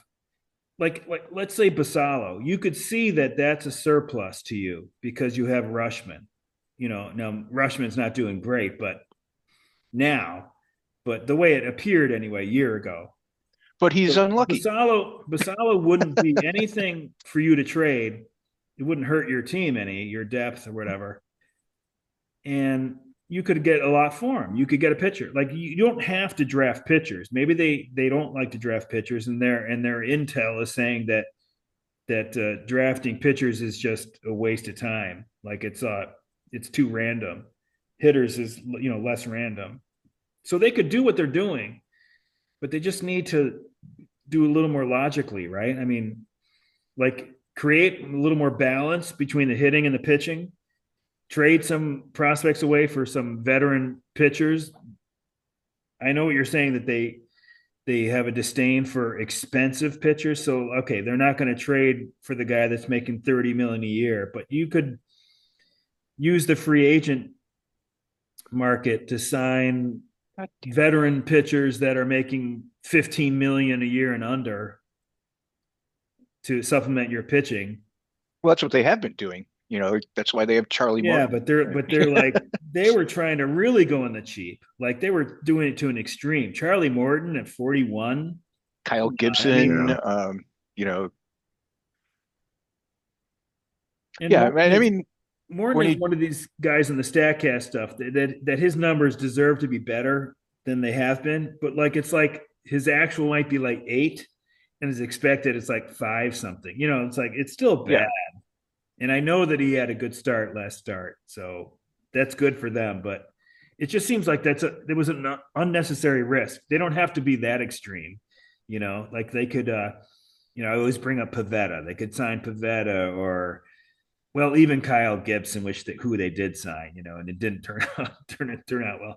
Gibson, incidentally, is another one of these guys on the unlucky Statcast lists, but Oriole top prospects, 6 out of the top 7 are position players. yeah. And the only one there that's not a position player, he is AAA. His name's Chase McDermott. But then, you've got after those top 7, there's 8, 9, and 10 are all pitchers as well, but they're all in A and double A, even 13 too. So maybe yeah. they are So, switching their philosophy a little bit. or maybe those So guys, they're by the time they're they make it to Double A, they're not rated in the top. Right, well, right. no, by the time their pitchers are ready, their hitters are going to be traded off or fucking running out of fucking time and shit and becoming free agents. Yeah, they're not coordinating this well. I mean, like this year and last season are real windows of opportunity that they're missing. If they Right. call it a day for this year, which they might do in a few weeks, then they've really missed. They have to know. I mean, those guys have been around for a while. Some of those guys have been around for baseball for a long time. They understand the window, and the window comes and goes. You got to maximize when you have it. Sometimes the window is only open for a year or 2 or 3. Like things happen. And didn't they just get like a new owner a few years ago that was supposed to spend money on the team and I think it stuff? was just last year, right? Angelo's family sold them. I get them mixed up with Washington. Washington, not Washington baseball team, but Washington football team, Oh, which I still like Snyder, that name better. Dan Snyder. But like there definitely was like a sea change in management there. But I'm pretty sure the Orioles had the same thing happen like in the last few years.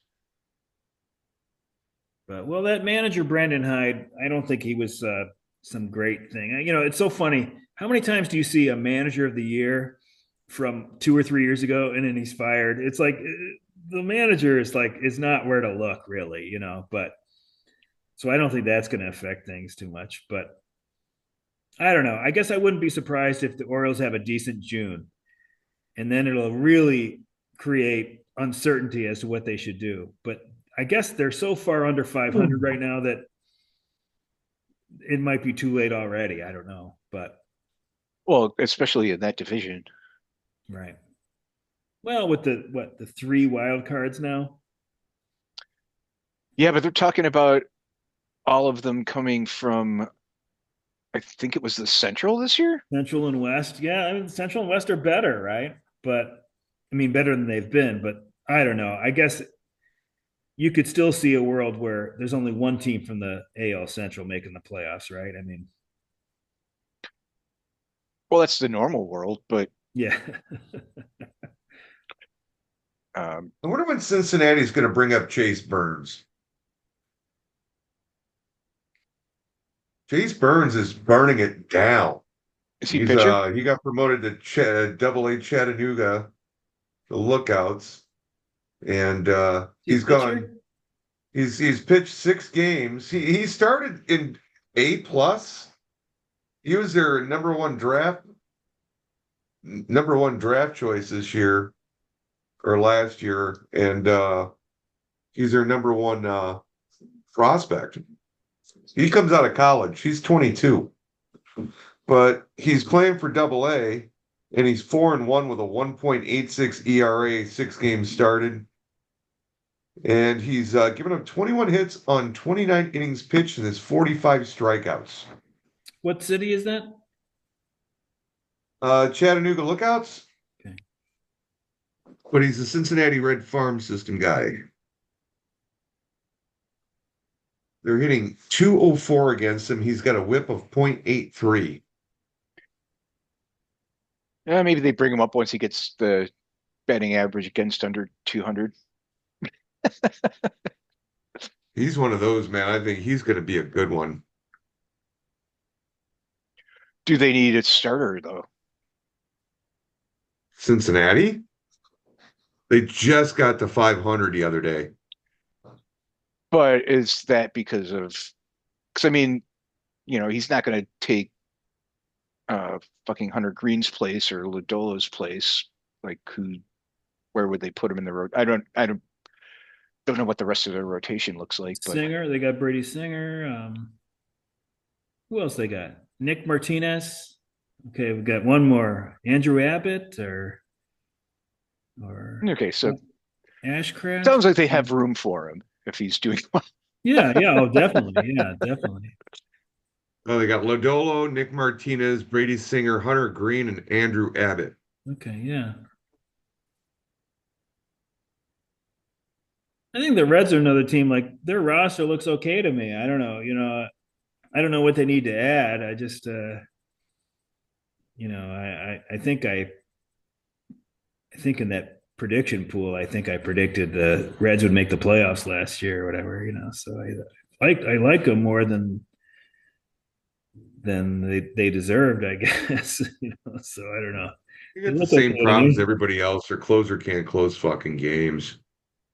Well, Well, Alexis Diaz was never that good. I don't think. Like he was just like Edwin, except not as good. Like he would walk more people and strike out less people. Like. And I know they're using who are they using now? Oh shit, I can't think of his name. Emilio Pagan, is that their I closer? think so. He might be. Emilio Pagan. Yeah, I mean that's like the last consideration. I don't know, but yeah, the Reds should be fine. They should be able to contend in that division, but I don't know if they're going to. They have like, Green's a stud and Ellie De La Cruz is a stud, but they don't have like everybody else is sort of like good enough. Well, I know Whereas, they were you counting know, on Matt McLean, and he hasn't gotten off to a good start this year. I don't think. And like if Noelvi Marte ever like reaches the yeah, potential that we he thought was he had, supposed to be good, and He's another guy I've got on the IL. Encarnacion Strand, who I hit got him on the aisle. he hit every level I that he gave ever up on that played. dude. Most guys have a they jump up a level and they don't hit for like he hit every. It was pretty consistent, and then he hasn't panned out. So I don't know. I That's why I stay away from getting excited about prospects because I just don't understand it enough that who is going to be who can't miss because it seems like anybody can miss. Oh yeah. But it's not like, we have 10 NA spots. It's not like we're, you know, taking a first round quarterback in the NFL and like you set yourself back like a decade if you screw that decision up. Yeah. Well, I'm not talking about the beer league. I mean, beer league, sure, why not? Just that's what I do. I've got 9 or 10 lottery tickets at all time. Yeah, Even exactly. if even if I don't ever use them, like if they get me a backup right fielder, to me it's worth it because otherwise, why not do it? But yeah, I don't know. I guess it would be fun if I got into a league where I was promoting guys from my NA squad when they got promoted and like putting them in the lineup. But I don't think I'm ever going to do that. The way I do it, I don't think it's possible. I Well, mean, because you trade them all away, which, that's a legitimate use of those spots. well, I mean, you know, it's no skin off my nose. What I just checked the Fangraphs prospect big board and I just, go from there. Whatever they say, I was like, oh, these guys are good. Okay. The only thing I do differently is I'll sort them by estimated time of arrival, and I actually do it in descending order. Like I want the guys with the later time because I don't want to deal with the guy that gets called up this year and then I have to like rush to trade him away Yeah. because I'm not going Yeah. to play him.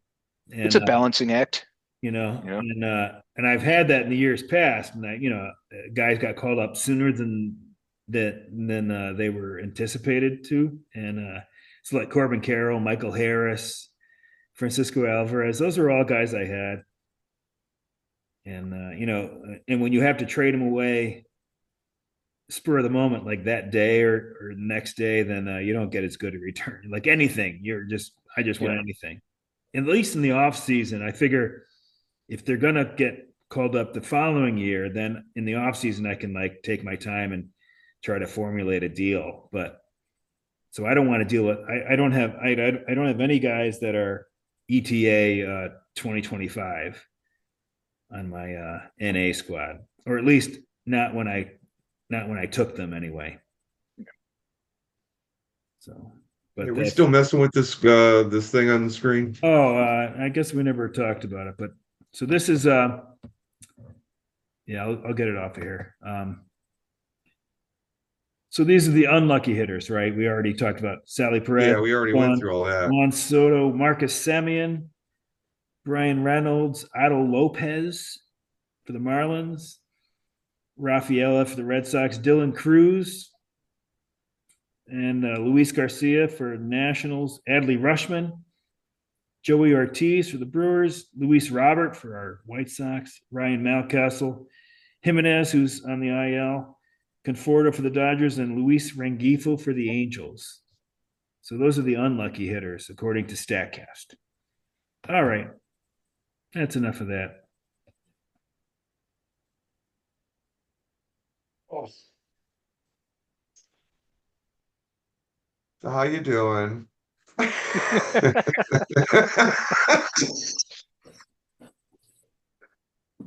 Oh shit. So what's it like out there, Norm? Is it dry? Dry, hot. It's like been over 100 for a while, No shit.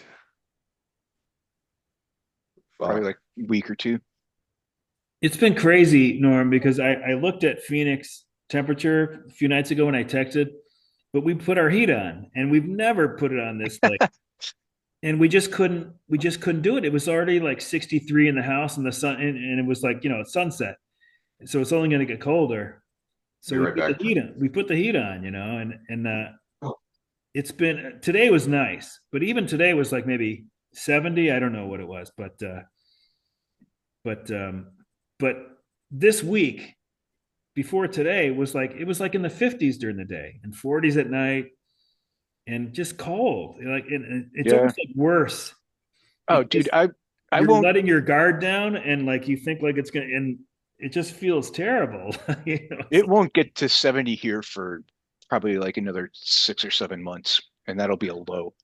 when the Mets when the Mets were in Arizona, the announcers were complaining about the fact that the roof was closed the first game of the series because it was perfect. It was like the temperature was 80 or even 70s. So it must have been right before it got hot. And and Gary Cohen was saying for this time of year in Arizona, this is unusual. This is beautiful. And they had the roof closed. It just didn't make any sense, like to him anyway. I don't know if the pitcher requested it because I think they talked about how Randy Johnson got pissed one time because they had the roof open, and I think he had a bad outing, whatever, and he was talking about how it should have been closed. So I don't know if that has anything to do with it, but Well, they have been like the roof hasn't worked for a few years. Like they finally fixed it, but they had to like decide before the game whether it was going to be open or shut because they couldn't do it during the game. But pretty sure they got that fixed this year. yeah, So it could be something like that. Who knows? But it was fairly mild, like, late spring. I guess we're not even technically to summer yet. So I guess early spring was mild compared to some years, but last couple of weeks, it's like, I get a half an hour for lunch and I can't spend the whole half hour like out in the sun. I have to go down in the garage and sit in my car. right. Oh yeah. Well, I would never be on the sun anyway. So I always prefer the shade, except Yeah, except in January. Then it's nice to yeah. be in the sun. Um, yeah, no, like where the smoking area is, there's some trees there, but they don't really like shade at the right time of day. So you're kind of stuck on break in the sun for a half an hour. It's like, it's 106 out. I just don't want to spend a half an hour in the sun.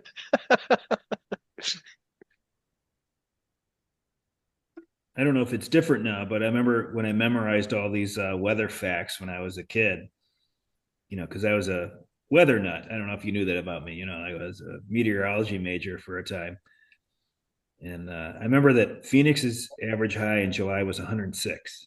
This is, probably based on 1948 to 1978 temperature readings. But anyways, but so I was like blown away by that because like I don't know if I understood how that it wasn't humid because I was thinking about New Haven's average high in July was 80 back then, and I always felt that summer in Connecticut was very hot. Like so Yeah. I couldn't imagine like being somewhere hotter, but humidity must has a whole lot to do with it, right? It's like Well, the fucked up thing is though,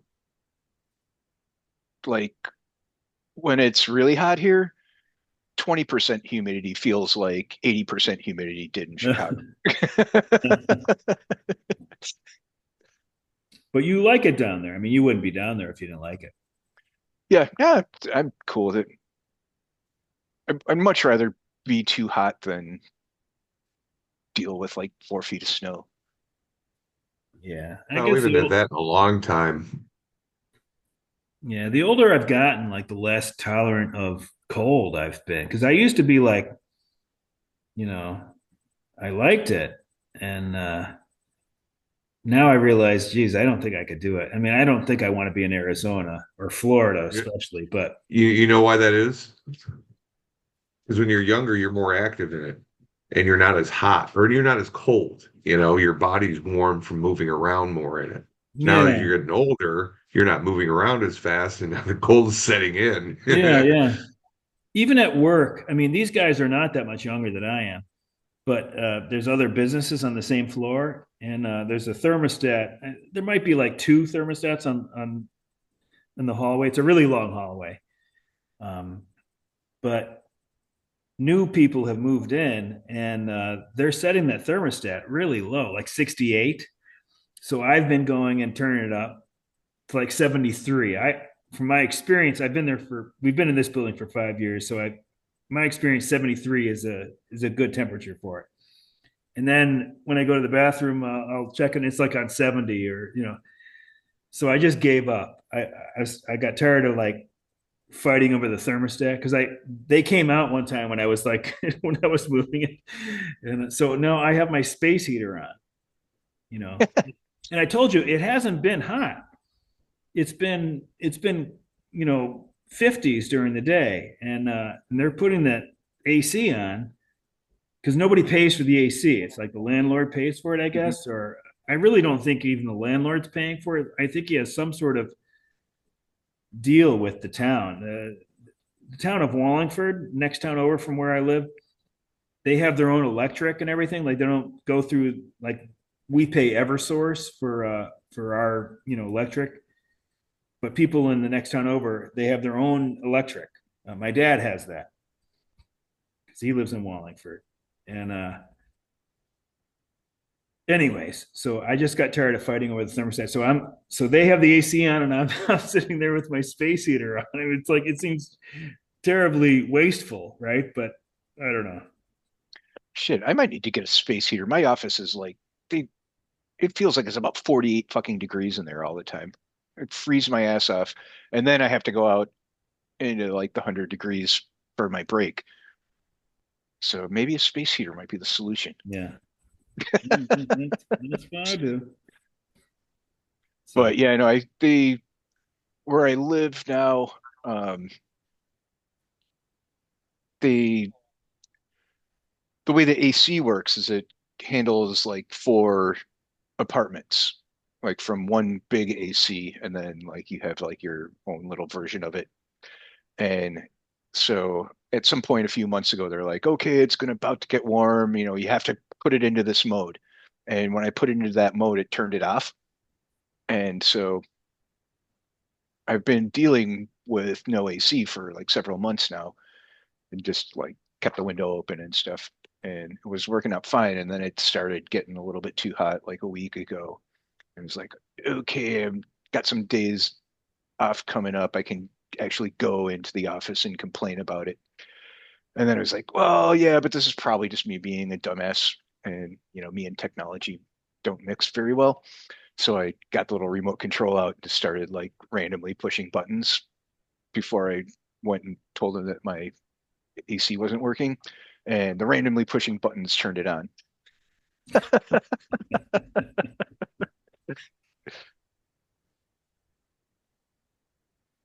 it's like in in Friends. I don't know if you guys watch Friends, but I've seen every episode probably I don't know 20 times. But Diane and I You're watched a it Super together. Friends fan. Yeah, and they had an episode where they had a party, like a Christmas party, and they couldn't turn the heat down, so it was like you know boiling hot in the apartment. And then Joey had been away, and he came back. Joey's like sort of the dumb character in the show, but he came back and said after they had had this disastrous party. So he came back after the party, and he said, "Hey, the radiator cap was broken, so I turned off the heat. I reached under and turned off the heat under there. Hope that's okay." And they were like, they couldn't figure out how to do it, and the superintendent wouldn't come, or he couldn't get the part till after the weekend or something like that. I don't know. Anyways, that's my Friends moment of the day. I do it every podcast. Talk about Friends. I'm hoping to get more views by talking about TV shows. That's not going to do it, but that's fine. Oh, was it you that sent the Cheers thing Yeah, the yeah, other day? Oh man, that was so good. And it's like, man, you'll never see somebody take that much time to set up a joke on a TV show nowadays. yeah. It was a great joke. I mean, I remembered it, but somebody in my mixed roto league like shared these things, so I forwarded it to our thread. But But yeah, that was a great joke. I thought like with you, we could like have said like, like somebody comes back into the beer league and he explains, he was in the beer league like 50 years ago, and now his son and his grandson have a team or something like that. And you can see them right there. They're right there in the standings, and like where? And be like right below NAWM. So, so That is a pretty funny joke. yeah, it was a good one. Not mine, but the Cheers one. Yeah.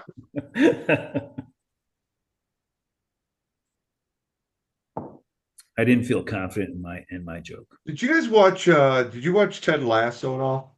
Yeah, I loved it. Okay, so in Cheers, there is a picture of an Indian in the background. So, as an ode to his uncle, he put that same picture in the office which they were in. Oh, I don't think I noticed that. It's a little Easter egg. Hmm.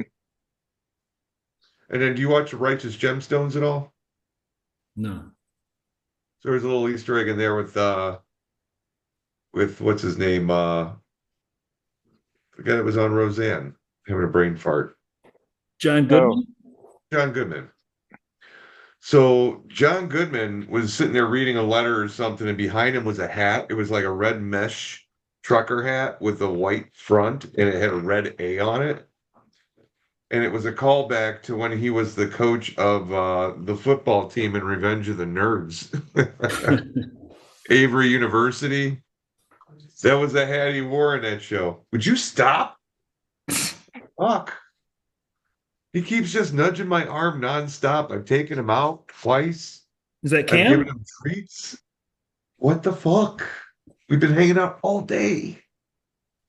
I'll be right back, okay? Okay. yeah, me too. All right. Maybe Well, maybe fuck. he wants to like get on and talk about baseball, Jeff.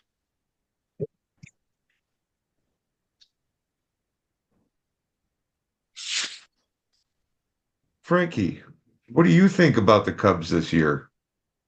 Do you think they're for real? Do you like their perseverance? I do. Seems like they're never out of a game. Yeah. You gonna take off too?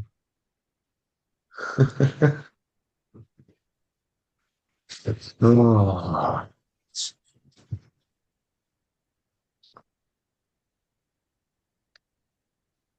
Well, looks like we got a stack of drums in the back there.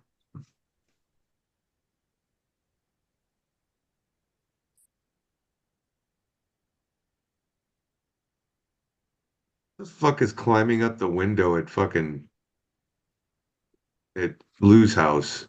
It looks like there's a spider monkey climbing on the window. See in the top left corner? Huh. It's kind of tiny on my screen, so I can't really see.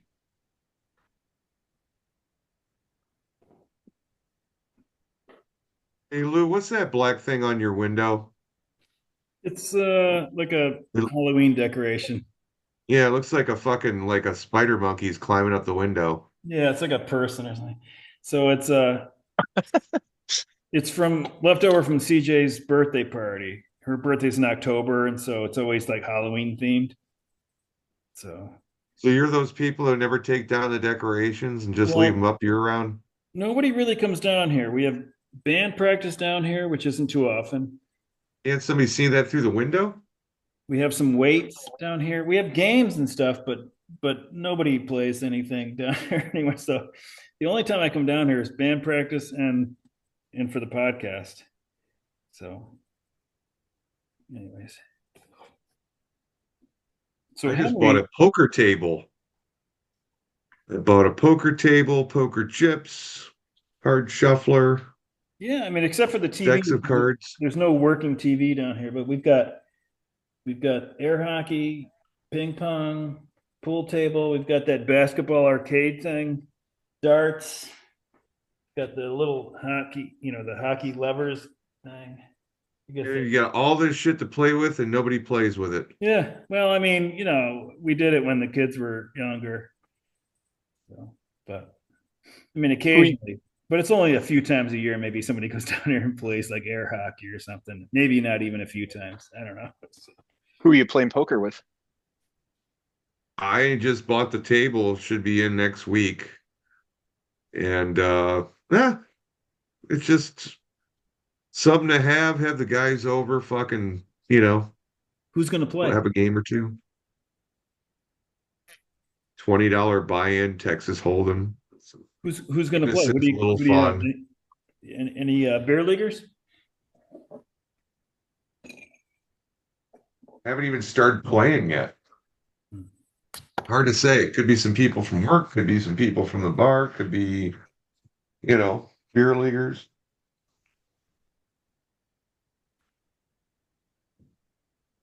Yeah, your basement's really good. I'll just basically I could set this fucker up and put the pinball or the ping pong table away.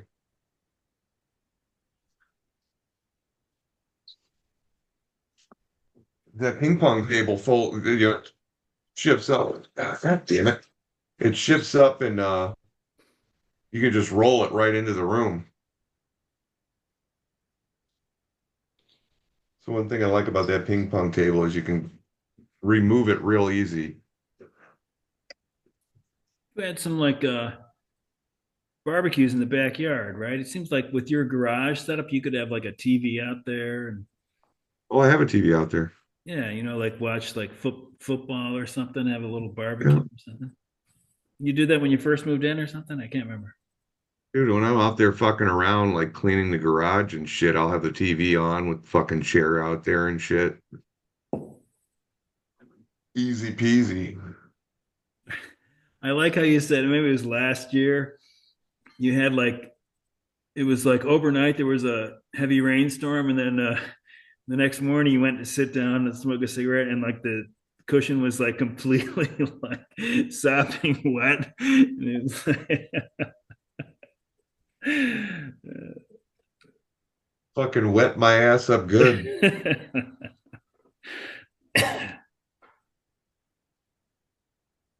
Yeah, when Norm and I are out, we don't spend too much time in the backyard, right? It's a pretty quick affair, right? It's just a smoke and go. I like sitting out there in the summertime. I don't like being out there in winter, fall, fucking blows. But I start with spring, I start picking up more time out there. And then when it gets into summer, I'm out there a lot. Frankie probably likes it. Yeah, he doesn't like it when it gets too hot, though. I mean, he really absorbs the heat. Yeah. So the heat's not a friend of the Swiss Mountain Dog. Got to give him a little Frankie umbrella. That's a good boy. All right, stop. Give Yeah, I him was those giant dog umbrellas. sitting. You're dog sitting? Yeah, I watched the Pyrenees and the Newfies today for like 4 hours and gotta like set a timer when they go out and they gotta be back in within 15 minutes. Yeah. Can't take that heat at all.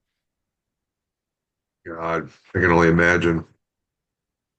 My niece got a Newfie puppy probably 6, 7 months ago. Probably huge. But they've also got a Bernedoodle.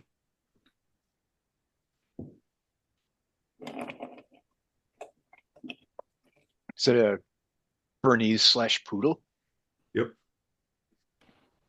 Standard poodle, I hope. I would imagine.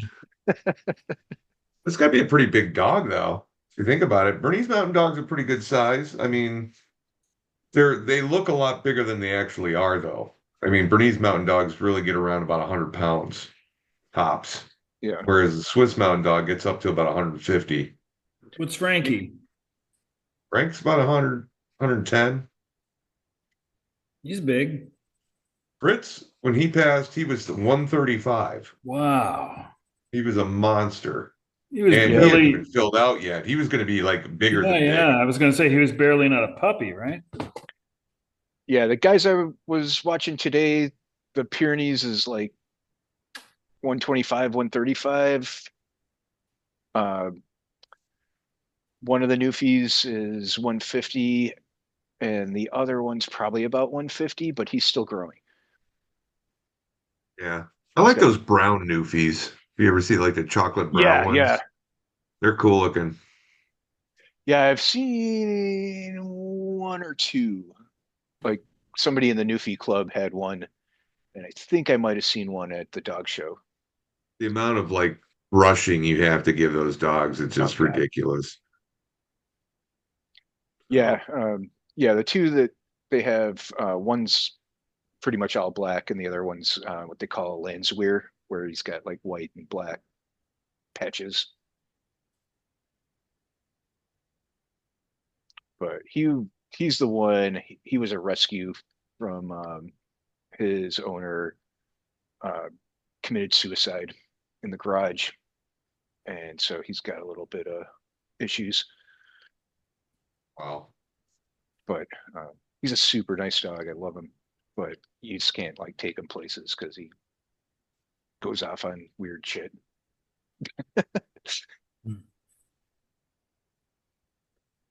You'd think you would make arrangements, you know? You would I think, got a you know, guy. You got to play. All right, I got a guy. You know what this means, Norm?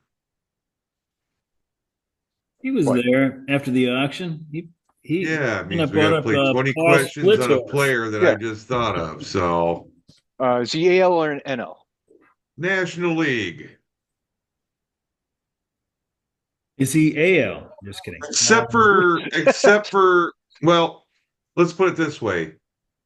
He was a little bit of both, not just all National League, but he was a little bit American League too. Is it Al Raboski?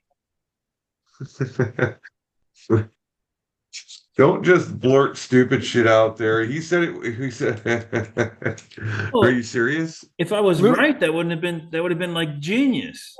All So right. Well, that's two questions there's down. such a No, it's not fine Al line between. All Horowski. right, Norm, he's mostly NL, right? And Yeah, about half and half. and he's not Al and Hraboski. he's not Al Raboski. We've narrowed it down. Which thanks for saying that name though, Lou. It was a silly The Mad question, but Hungarian. I haven't heard about that dude in forever. So pitcher or batter? He's a batter. That's number three. uh, Infield or outfield? Infield. Infield. Number. Trying to Yep. be more logical with my questions now. Um,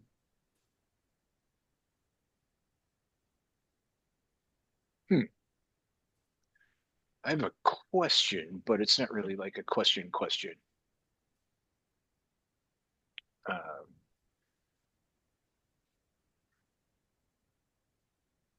Now related to the player.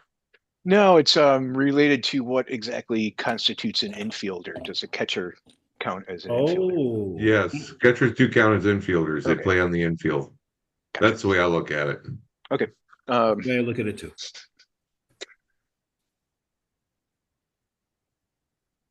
I was he get right or left-handed? Left-handed. So not a catcher, most likely. most likely. Well, that was a good point right there. See, that's a smart question to ask right there. You found out a couple things from one question. You could be a left-handed hitter and a right-handed thrower. But yes. Um,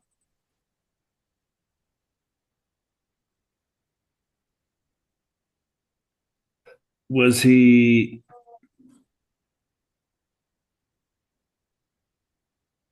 see, I think lefty, he's going to be a corner already, right? So Infielder. yeah. Oh, here's one other point of rules thing is what's the cutoff for how far back in time these guys can be? It's got to be somebody you know. You can't get too obscure. They've got to have some awards, some accolades, stuff behind, they have to be a good player. Okay, but they could be We're from not like talking about like Steve Dillard of the Cubs in '77, nothing like that. Usually But it's if you're been like talking about, 75 and after, right? but if you're talking about Billy Williams, anything, it just, since 1970, how about we say that? Okay. okay, I thought there was like some sort of cutoff, so we're not like talking about like Honus Wagner and shit like that. Right. Just stuff that since we've been alive. Okay, If Doug ran the show, it'd go back to 1890. That would be the cutoff. Yeah. so I think you're up, Lou, right? No, you are. You asked for a clarification. It didn't count as a question. Yeah, Yeah. but I thought it was your question. I think it is yours, Lou. Oh, I thought it was Norm's.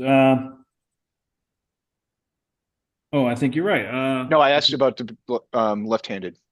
Was he a first baseman? Yes. Okay. That's six questions.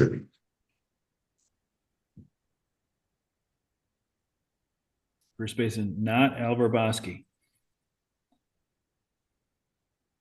That game he played at first base though was awesome. You're just mad all the time.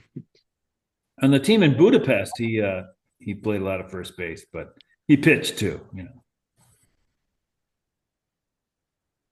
Um,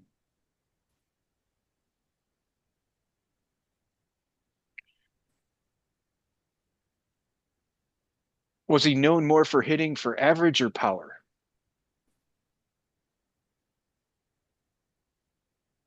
I have to lean more towards average over power.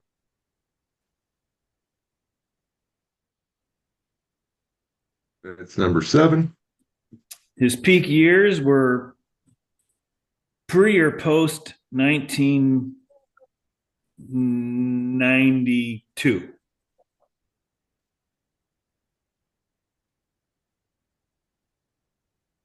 No.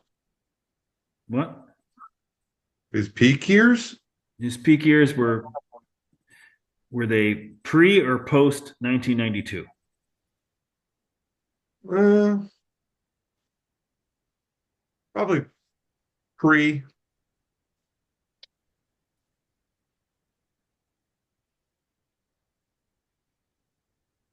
It's eight.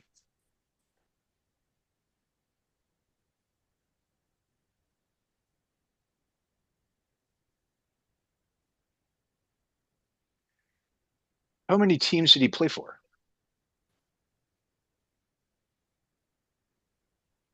Played for four teams. Hmm.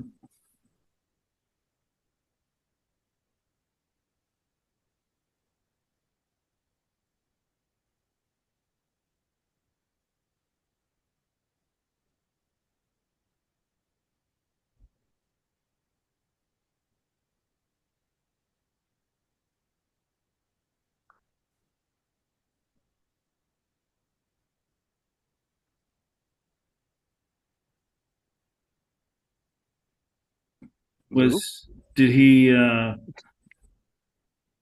did he win a World Series? No. We're halfway through, boys.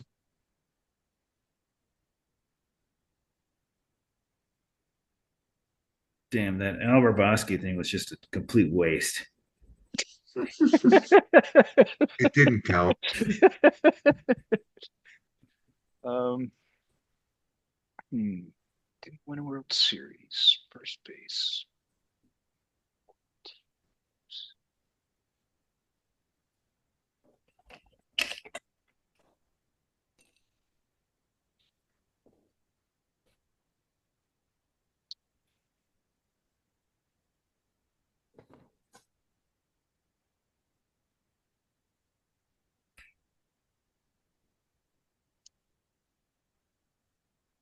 Was his claim to fame being a pinch hitter? No, it's 11. What do you think we were talking about? Rusty Staub? Yep. I think that's too. I think Staub's too early. I think this guy is later than that. His peak years are close to the late '80s, early '90s. It's Oh yeah, that's right. Damn it. because Jeff was leaning toward that would be late Yeah. '80s, Well, my original thought was Keith Hernandez, but I don't think he ever played in the American League. and he would definitely be average over power. And Jeff was saying it was not a slam dunk. Yeah, but not like he had more power than say Mark Grace. I guarantee you know this guy. And Keith Hernandez, I'm pretty sure, never wore a white leather jacket on a motorcycle. And And that was determined by the Al Hrabosky question.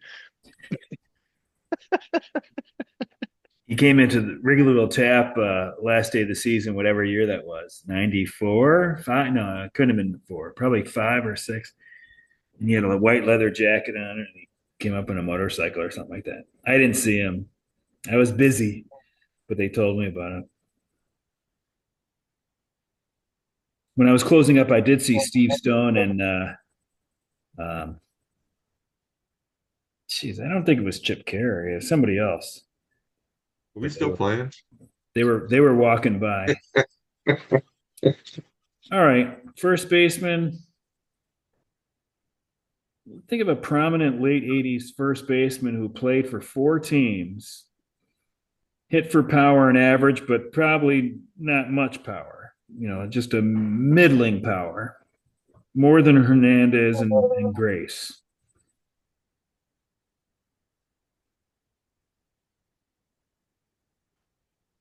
His peak years were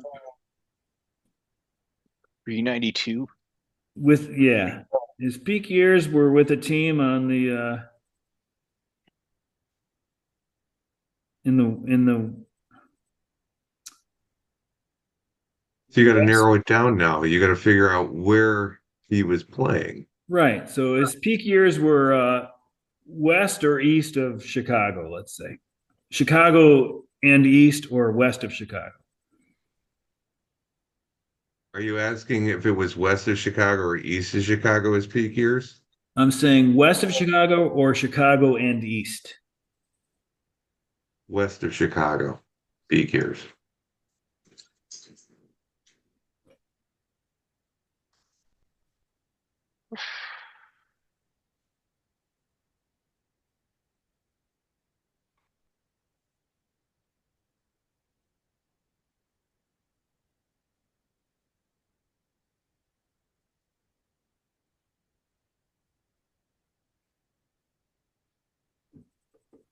Hmm.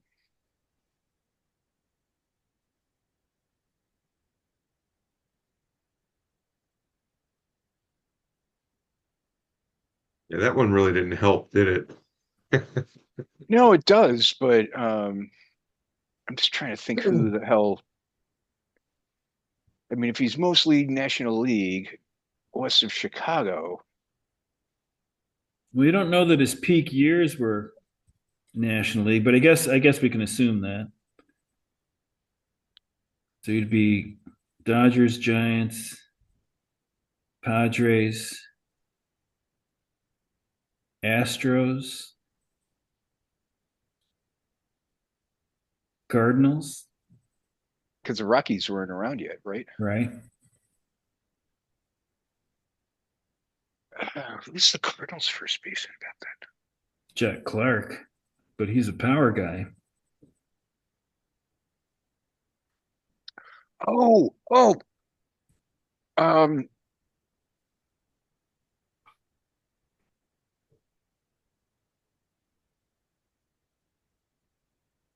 I have an idea. Did he play for the Giants? Yes. First baseman for the Giants.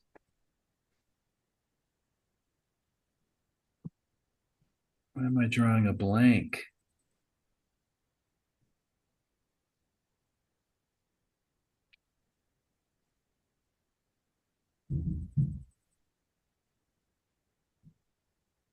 No, this is like solved, and I just can't think of the name. Do you know it, Norm? I can skip my I turn. think so. Go ahead. Was it Will Clark? Yes, it was. Oh, see, but Nice work. I think of Will Nice Clark work, Normie. I think of Will Clark as a power guy. Well, No, he was more let's of an put it this average. way. He In his was. career, well, here, I'm gonna share this screen and show you this. Look at his career stats. 284 career home runs. Not so much powerful, but his batting average is 303 and his OPS was 880. On base percentage 384. Very good player. Yeah. Matter of fact, you can argue if you got Harold Baines in the fucking Hall of Fame, you can argue to have Will Clark in there too. Wait, so what were the four teams that he played for? All right. Cardinals, Giants. You got the Giants, Texas Rangers, Baltimore, Oh, and then he finished with St. Louis. Now look at this. In his final year with two teams, look at his stat line. An OPS of 964. He had 319, 418 on base percentage, 21 home runs in 130 games. That was his last season. That was his final swan song. wow. What year? What year was the last year? 2000. 2000. Hmm. But isn't that something that like he put up such good numbers in the very last year of his career? He played against the Cubs in what, 89 playoffs?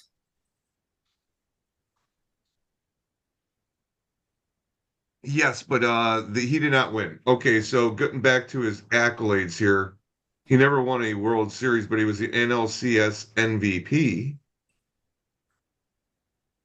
But he never won a World Series. He got a Gold Glove, two Silver Sluggers, and six-time All-Star. Now, when you Oh, and said he his was. peak years were before it's 92, you look here, he had, okay, 92, he had 16 home runs. Before that, 29, 19, 23, 29, 35. 35. So that was Jeez. as far as like power goes, those were his peak years. And plus, he led the league in some categories before 92. And then the rest of it was just Will Clark being Will Clark, you know, batting for fucking three something, but he was only putting in a low amount of games because he was all beat up. So that's probably why that was his last season. It's his body gave out on him. But what a fucking player. I know he's kind of a prick, but he almost walked as many times as he struck out. Wow. Where's that? Right here, it's like 937 walks to 1190 Oh, that's strikeouts. amazing. Career batting average of 303. Yeah. Yeah. Career OPS of 880. Well, he grounded into exactly 100 double plays in his career. That's fucked up. Hmm. But he played for a while. I mean, you're Yeah. talking, 22, 36, 15 years.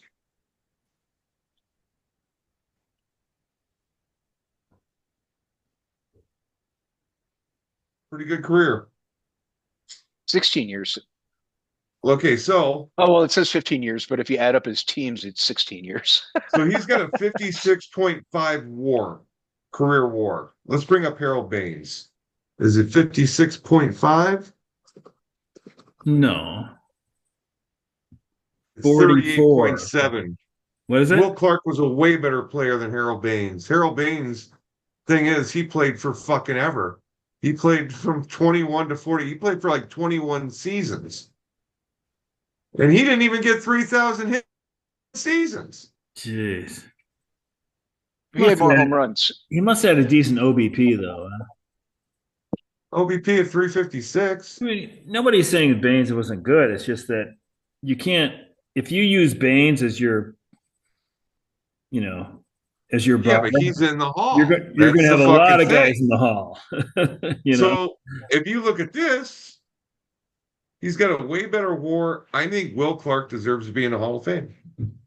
He had almost as many home runs and in 2,000 less at bats and a better He's career definitely batting borderline. But average. if you use Baines as the measuring stick, then you're gonna increase the haul by it's gonna be like triple.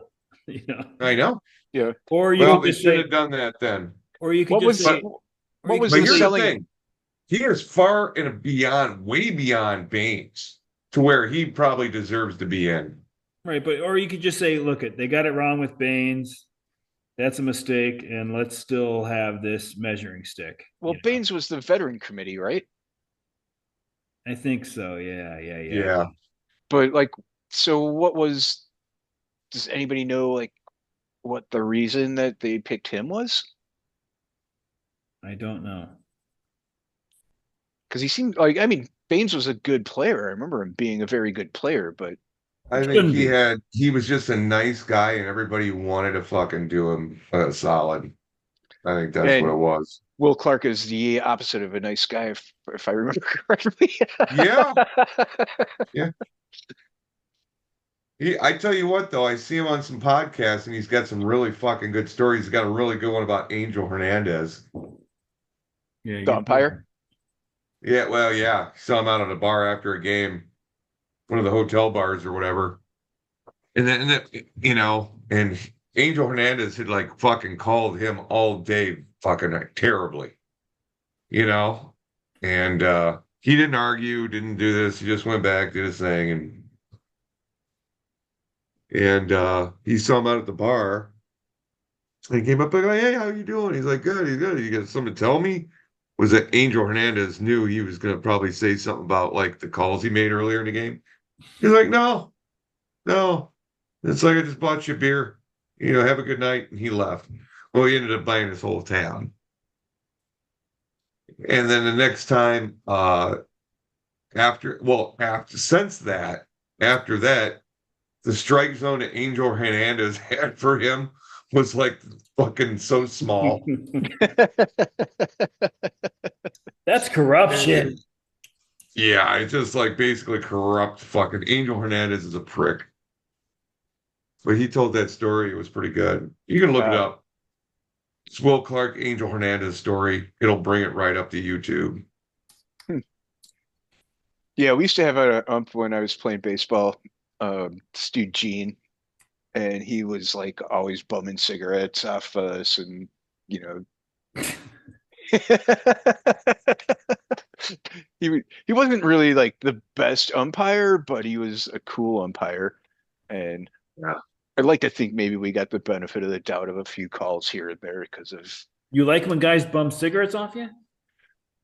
not generally, but when the umpire, like I was actually just telling the story the other day when I was in college.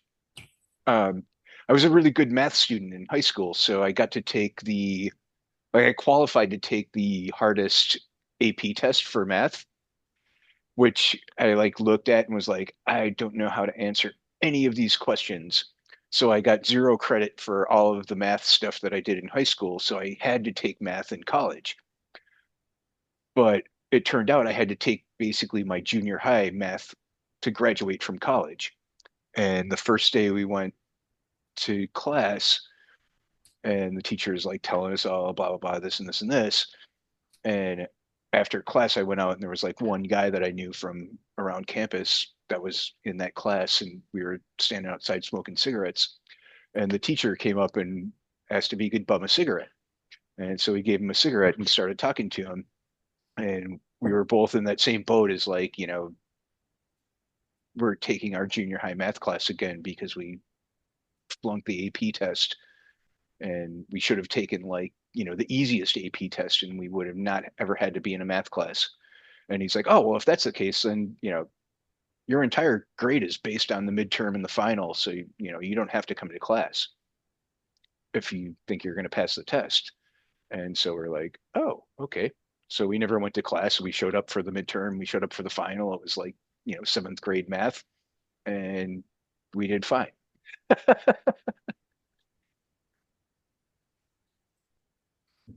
So another time that somebody bumming a smoke off me turned out to be a good thing.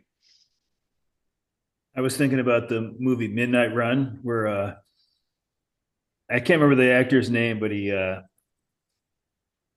tells the FBI guy like, "Hey, why don't you quit? It'd be cheaper for the both of us." You know? It was Charles Grodin. No, it's not Grodin. It's Marvin. Whoever played Marvin. Oh, He was in Some Kind of Wonderful. He was the dad in Some Kind of Wonderful. He was Eric Stoltz's dad in Some Kind of Wonderful. But anyways, in that movie, he tells Alonzo Mosley, so he's like, "Why don't you quit? It'd be cheaper for the both of us," because he keeps bumming cigarettes off him. So, or stealing his cigarettes, really. You're not wrong. That was with De Niro in it, right? Yeah, it was a Oh, great movie. that was such a fucking good movie. Yeah, it was a You're not great talking about movie. Dennis Farina, are you? Yeah, yeah. No, no, not Farina, but yeah, he was in it. which movie is this? Midnight Run. Midnight Run. It's a fucking great movie. Oh, It's it's great. fucking hilarious. It's one of my favorites. Put that on the list of stuff to watch. Oh, for God's You know sake. what? We got to make a point to watch that movie next time you're in for the next draft. Yeah, yeah. That's Okay. good. Um, there's a movie I was looking at video games the other day, and there's a game called Stalker that's based off of a movie of the same title. It's a Russian movie from I want to say like 1979, but that was based on a novel that was written in 1971. And it's basically like the premise of the book is that it's called, oh God, what's it called? Uh, Roadside Picnic.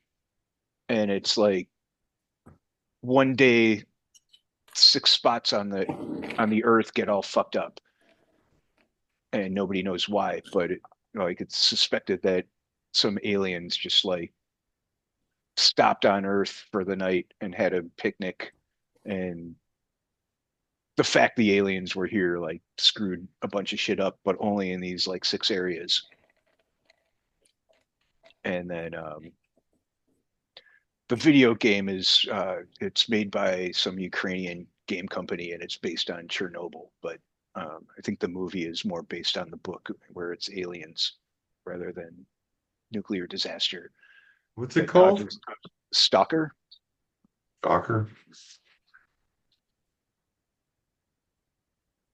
But yeah, that was a movie that I'd never heard of that got put on my radar yesterday. Check that out. Well, Hold on, I Midnight got to Run, recycle these and come back with a fresh beer. Midnight Run, you should definitely see. Well, we're doing that next year, right? Yeah. Right. I'm gonna go and do the same thing Jeff's doing. All right, well, I'll sit here and twiddle my thumbs and talk to the air. Woohoo!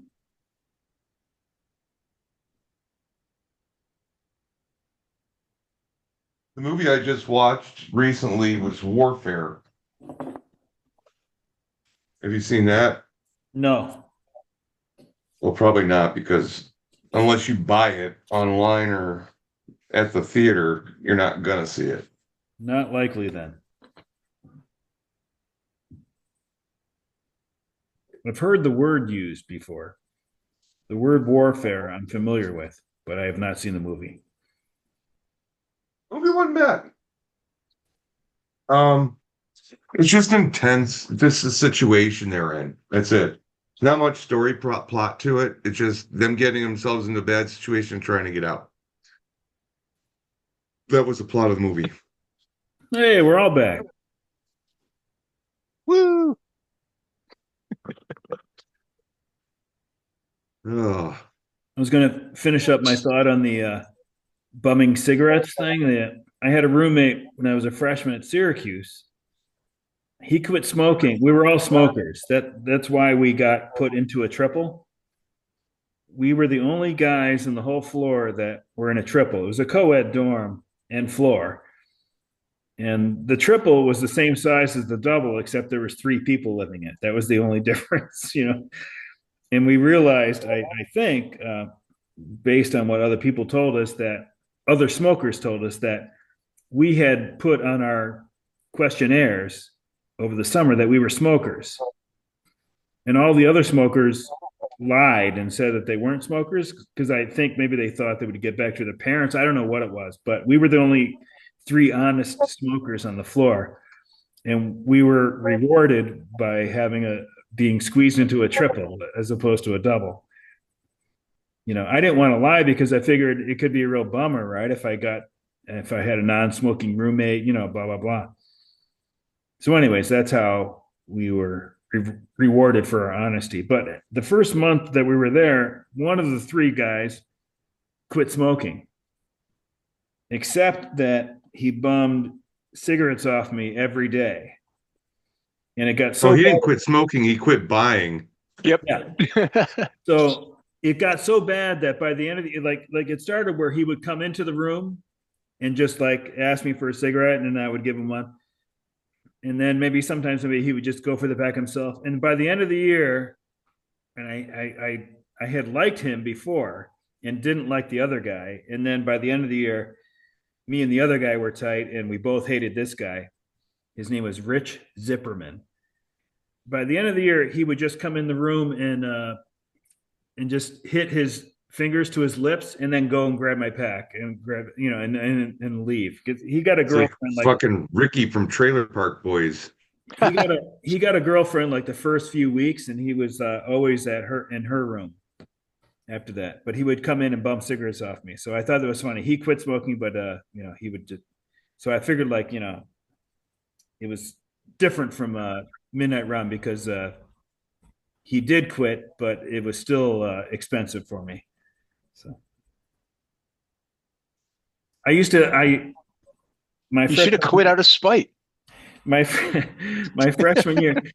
The only, but the end of the year, me and the other guy got kind of drunk, and he was sunbathing with his girlfriend down in front of the dorm. We were like on the second or third floor, and he had a jar of pennies on his desk, and we were throwing the pennies at him and then ducking, like, and he was like looking around, what the hell's going on? And then pretty soon we were just like bombarding him with these pennies because we both hated him so much. This didn't cost a whole lot to fucking fuck with him. No, no, no. They were his pennies. That's true. All right, I gotta take this dog out. God damn it. Leave me alone. What? Okay, go. Jeff Jeff would like this story, but I just thought of it that I didn't do it, but my other roommate got up on our window and pissed out the window. We were drunk, and and a few minutes later, some guys like banging on our door because I guess his bed was by the window, and I guess the wind like blew them pissed out. And so we were completely we were completely guilty, even though I didn't do it. It was just him. But this guy was like covered in piss, and he was like pissed off, and somehow, More uh, like pissed on, right? yeah, pissed, pissed off, and somehow we got him to like be okay with it. Like he didn't kick the shit out of us or break our shit. So the other guy he was from Staten Island. He was a smooth talker. He ended up being he's the weekend editor of the New York Post now. He was a journalism major, but I don't know how he talked, because how could you calm a guy down on Saturday night that you just pissed all over him in his bed, basically. Oh man. There was one time when I was in college, and it was 4th of July, and somebody was having a party and supposedly had all these mushrooms. And I got there after all the mushrooms had been eaten, and so I was like kind of bummed. And we were going to the graveyard to watch the fireworks, and so I had somebody buy me like 2 bottles of Southern Comfort to make up for the fact that I didn't have any mushrooms. And so I drank the 2 bottles of Southern Comfort and smoked a ton of weed.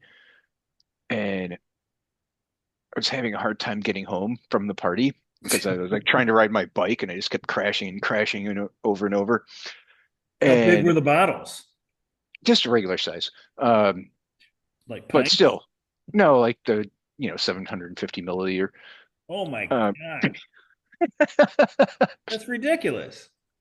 yeah, it was, and I figured out why I couldn't ride my bike is because eventually they were like, "Dude, just stop. We're gonna like walk you home."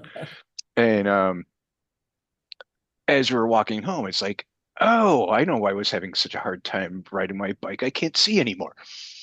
And so I got home, and this was during the summer, and my roommate was gone, so I was like, "Oh shit!" Like, you know, there's nobody to like watch over me and stuff. So I decided I was going to like sleep on my stomach on the back porch with my head wedged between the bars of the railing so that I didn't choke on my own puke.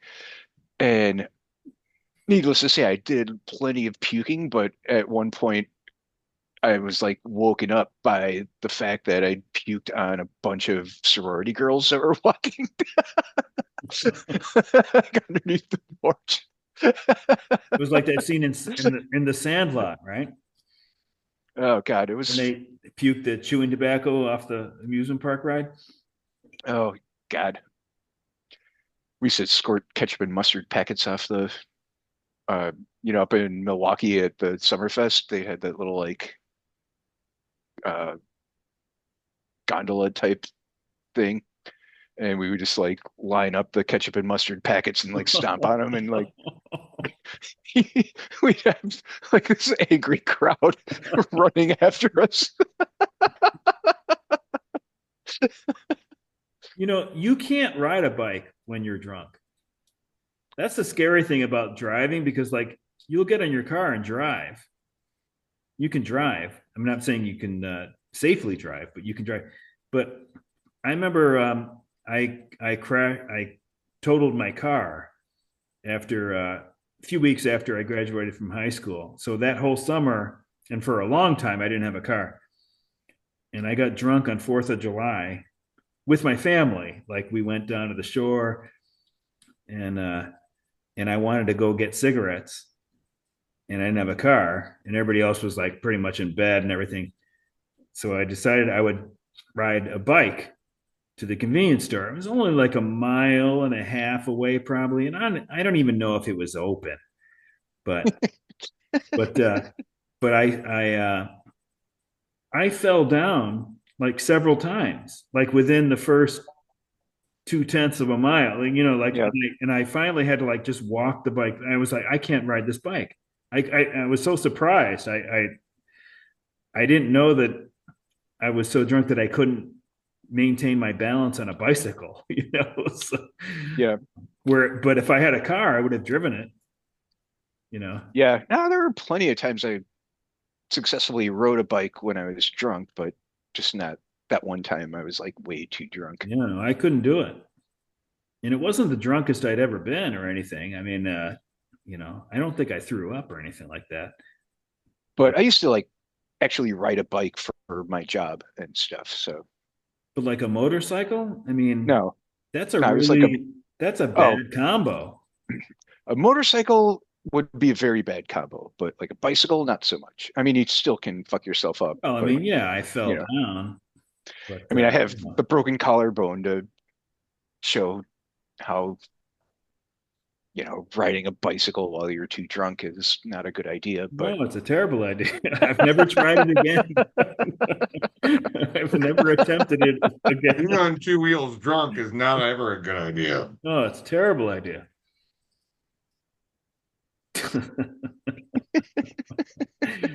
A unicycle, that's where it's oh, at. yeah.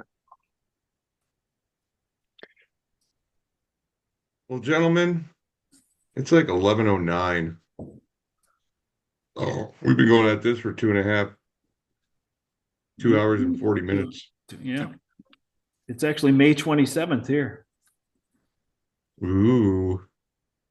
Now Norm's you're over that Dateline thing, right? So is it like May 25th still for you? I can't No, it's figure it out. 9:10 on the 26th. So it's like Saturday morning where you are? No, it's Tuesday. Oh. It's last Tuesday and next Thursday, all at the same time somehow. Uh, I Lazy man. I need you to be in the future. You can tell me what's going to happen. Tell me if like Ryan O'Hearn's going to get have a good day tomorrow. You don't want to know about Ryan O'Hearn's tomorrow. I'll let you find out that on your own time. All right, guys. Well, it's good to talk to you. Yeah. I guess first time all three of us since March anyway. Yeah, no kidding. It's been a while. It's always fun to get together. And yeah, we'll have to put on Midnight Run. We'll see if Phil enjoys watching it too. We gotta try to maybe get another crew to go out next year to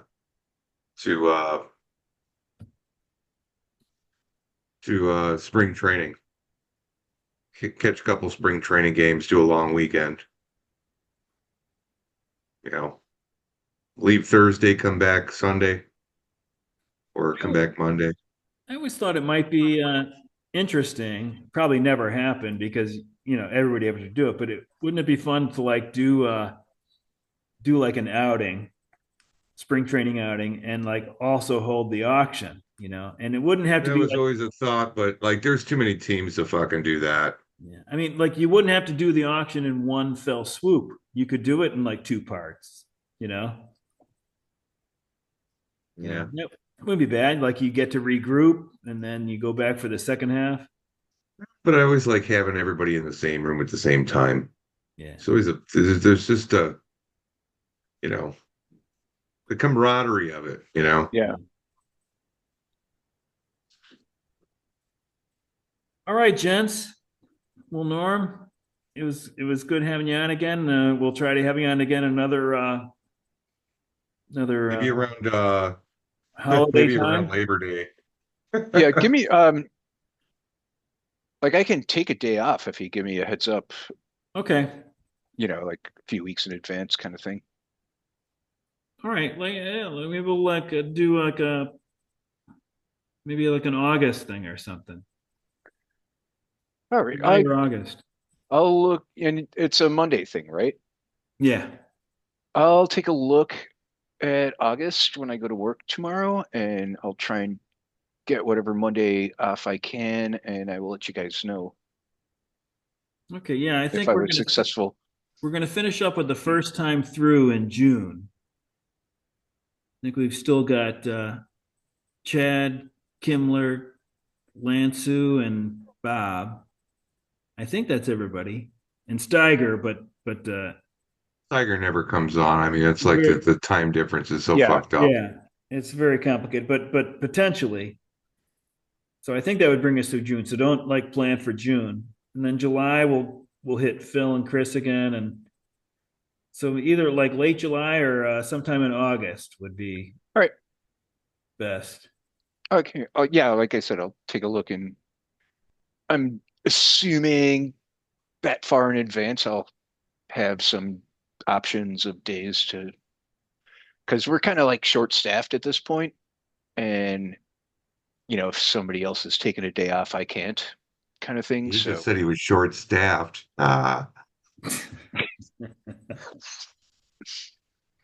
but I'm sure like I'll be able to work something out because they do give me shit for saving my vacation until the last minute. So I've been trying to use it up little by little. Norm does Oh, have the David St. Hubbins hair tonight, doesn't he? Who's that? what? Spinal Tap, right? Oh, Mhm. All right, gentlemen. Well, another one in the books. yep. All right. Until Good next luck going time, forward. Just not so much good luck that you pass me. good luck in the beer league. May your hitters all score in double digits and your pitchers avoid the negative.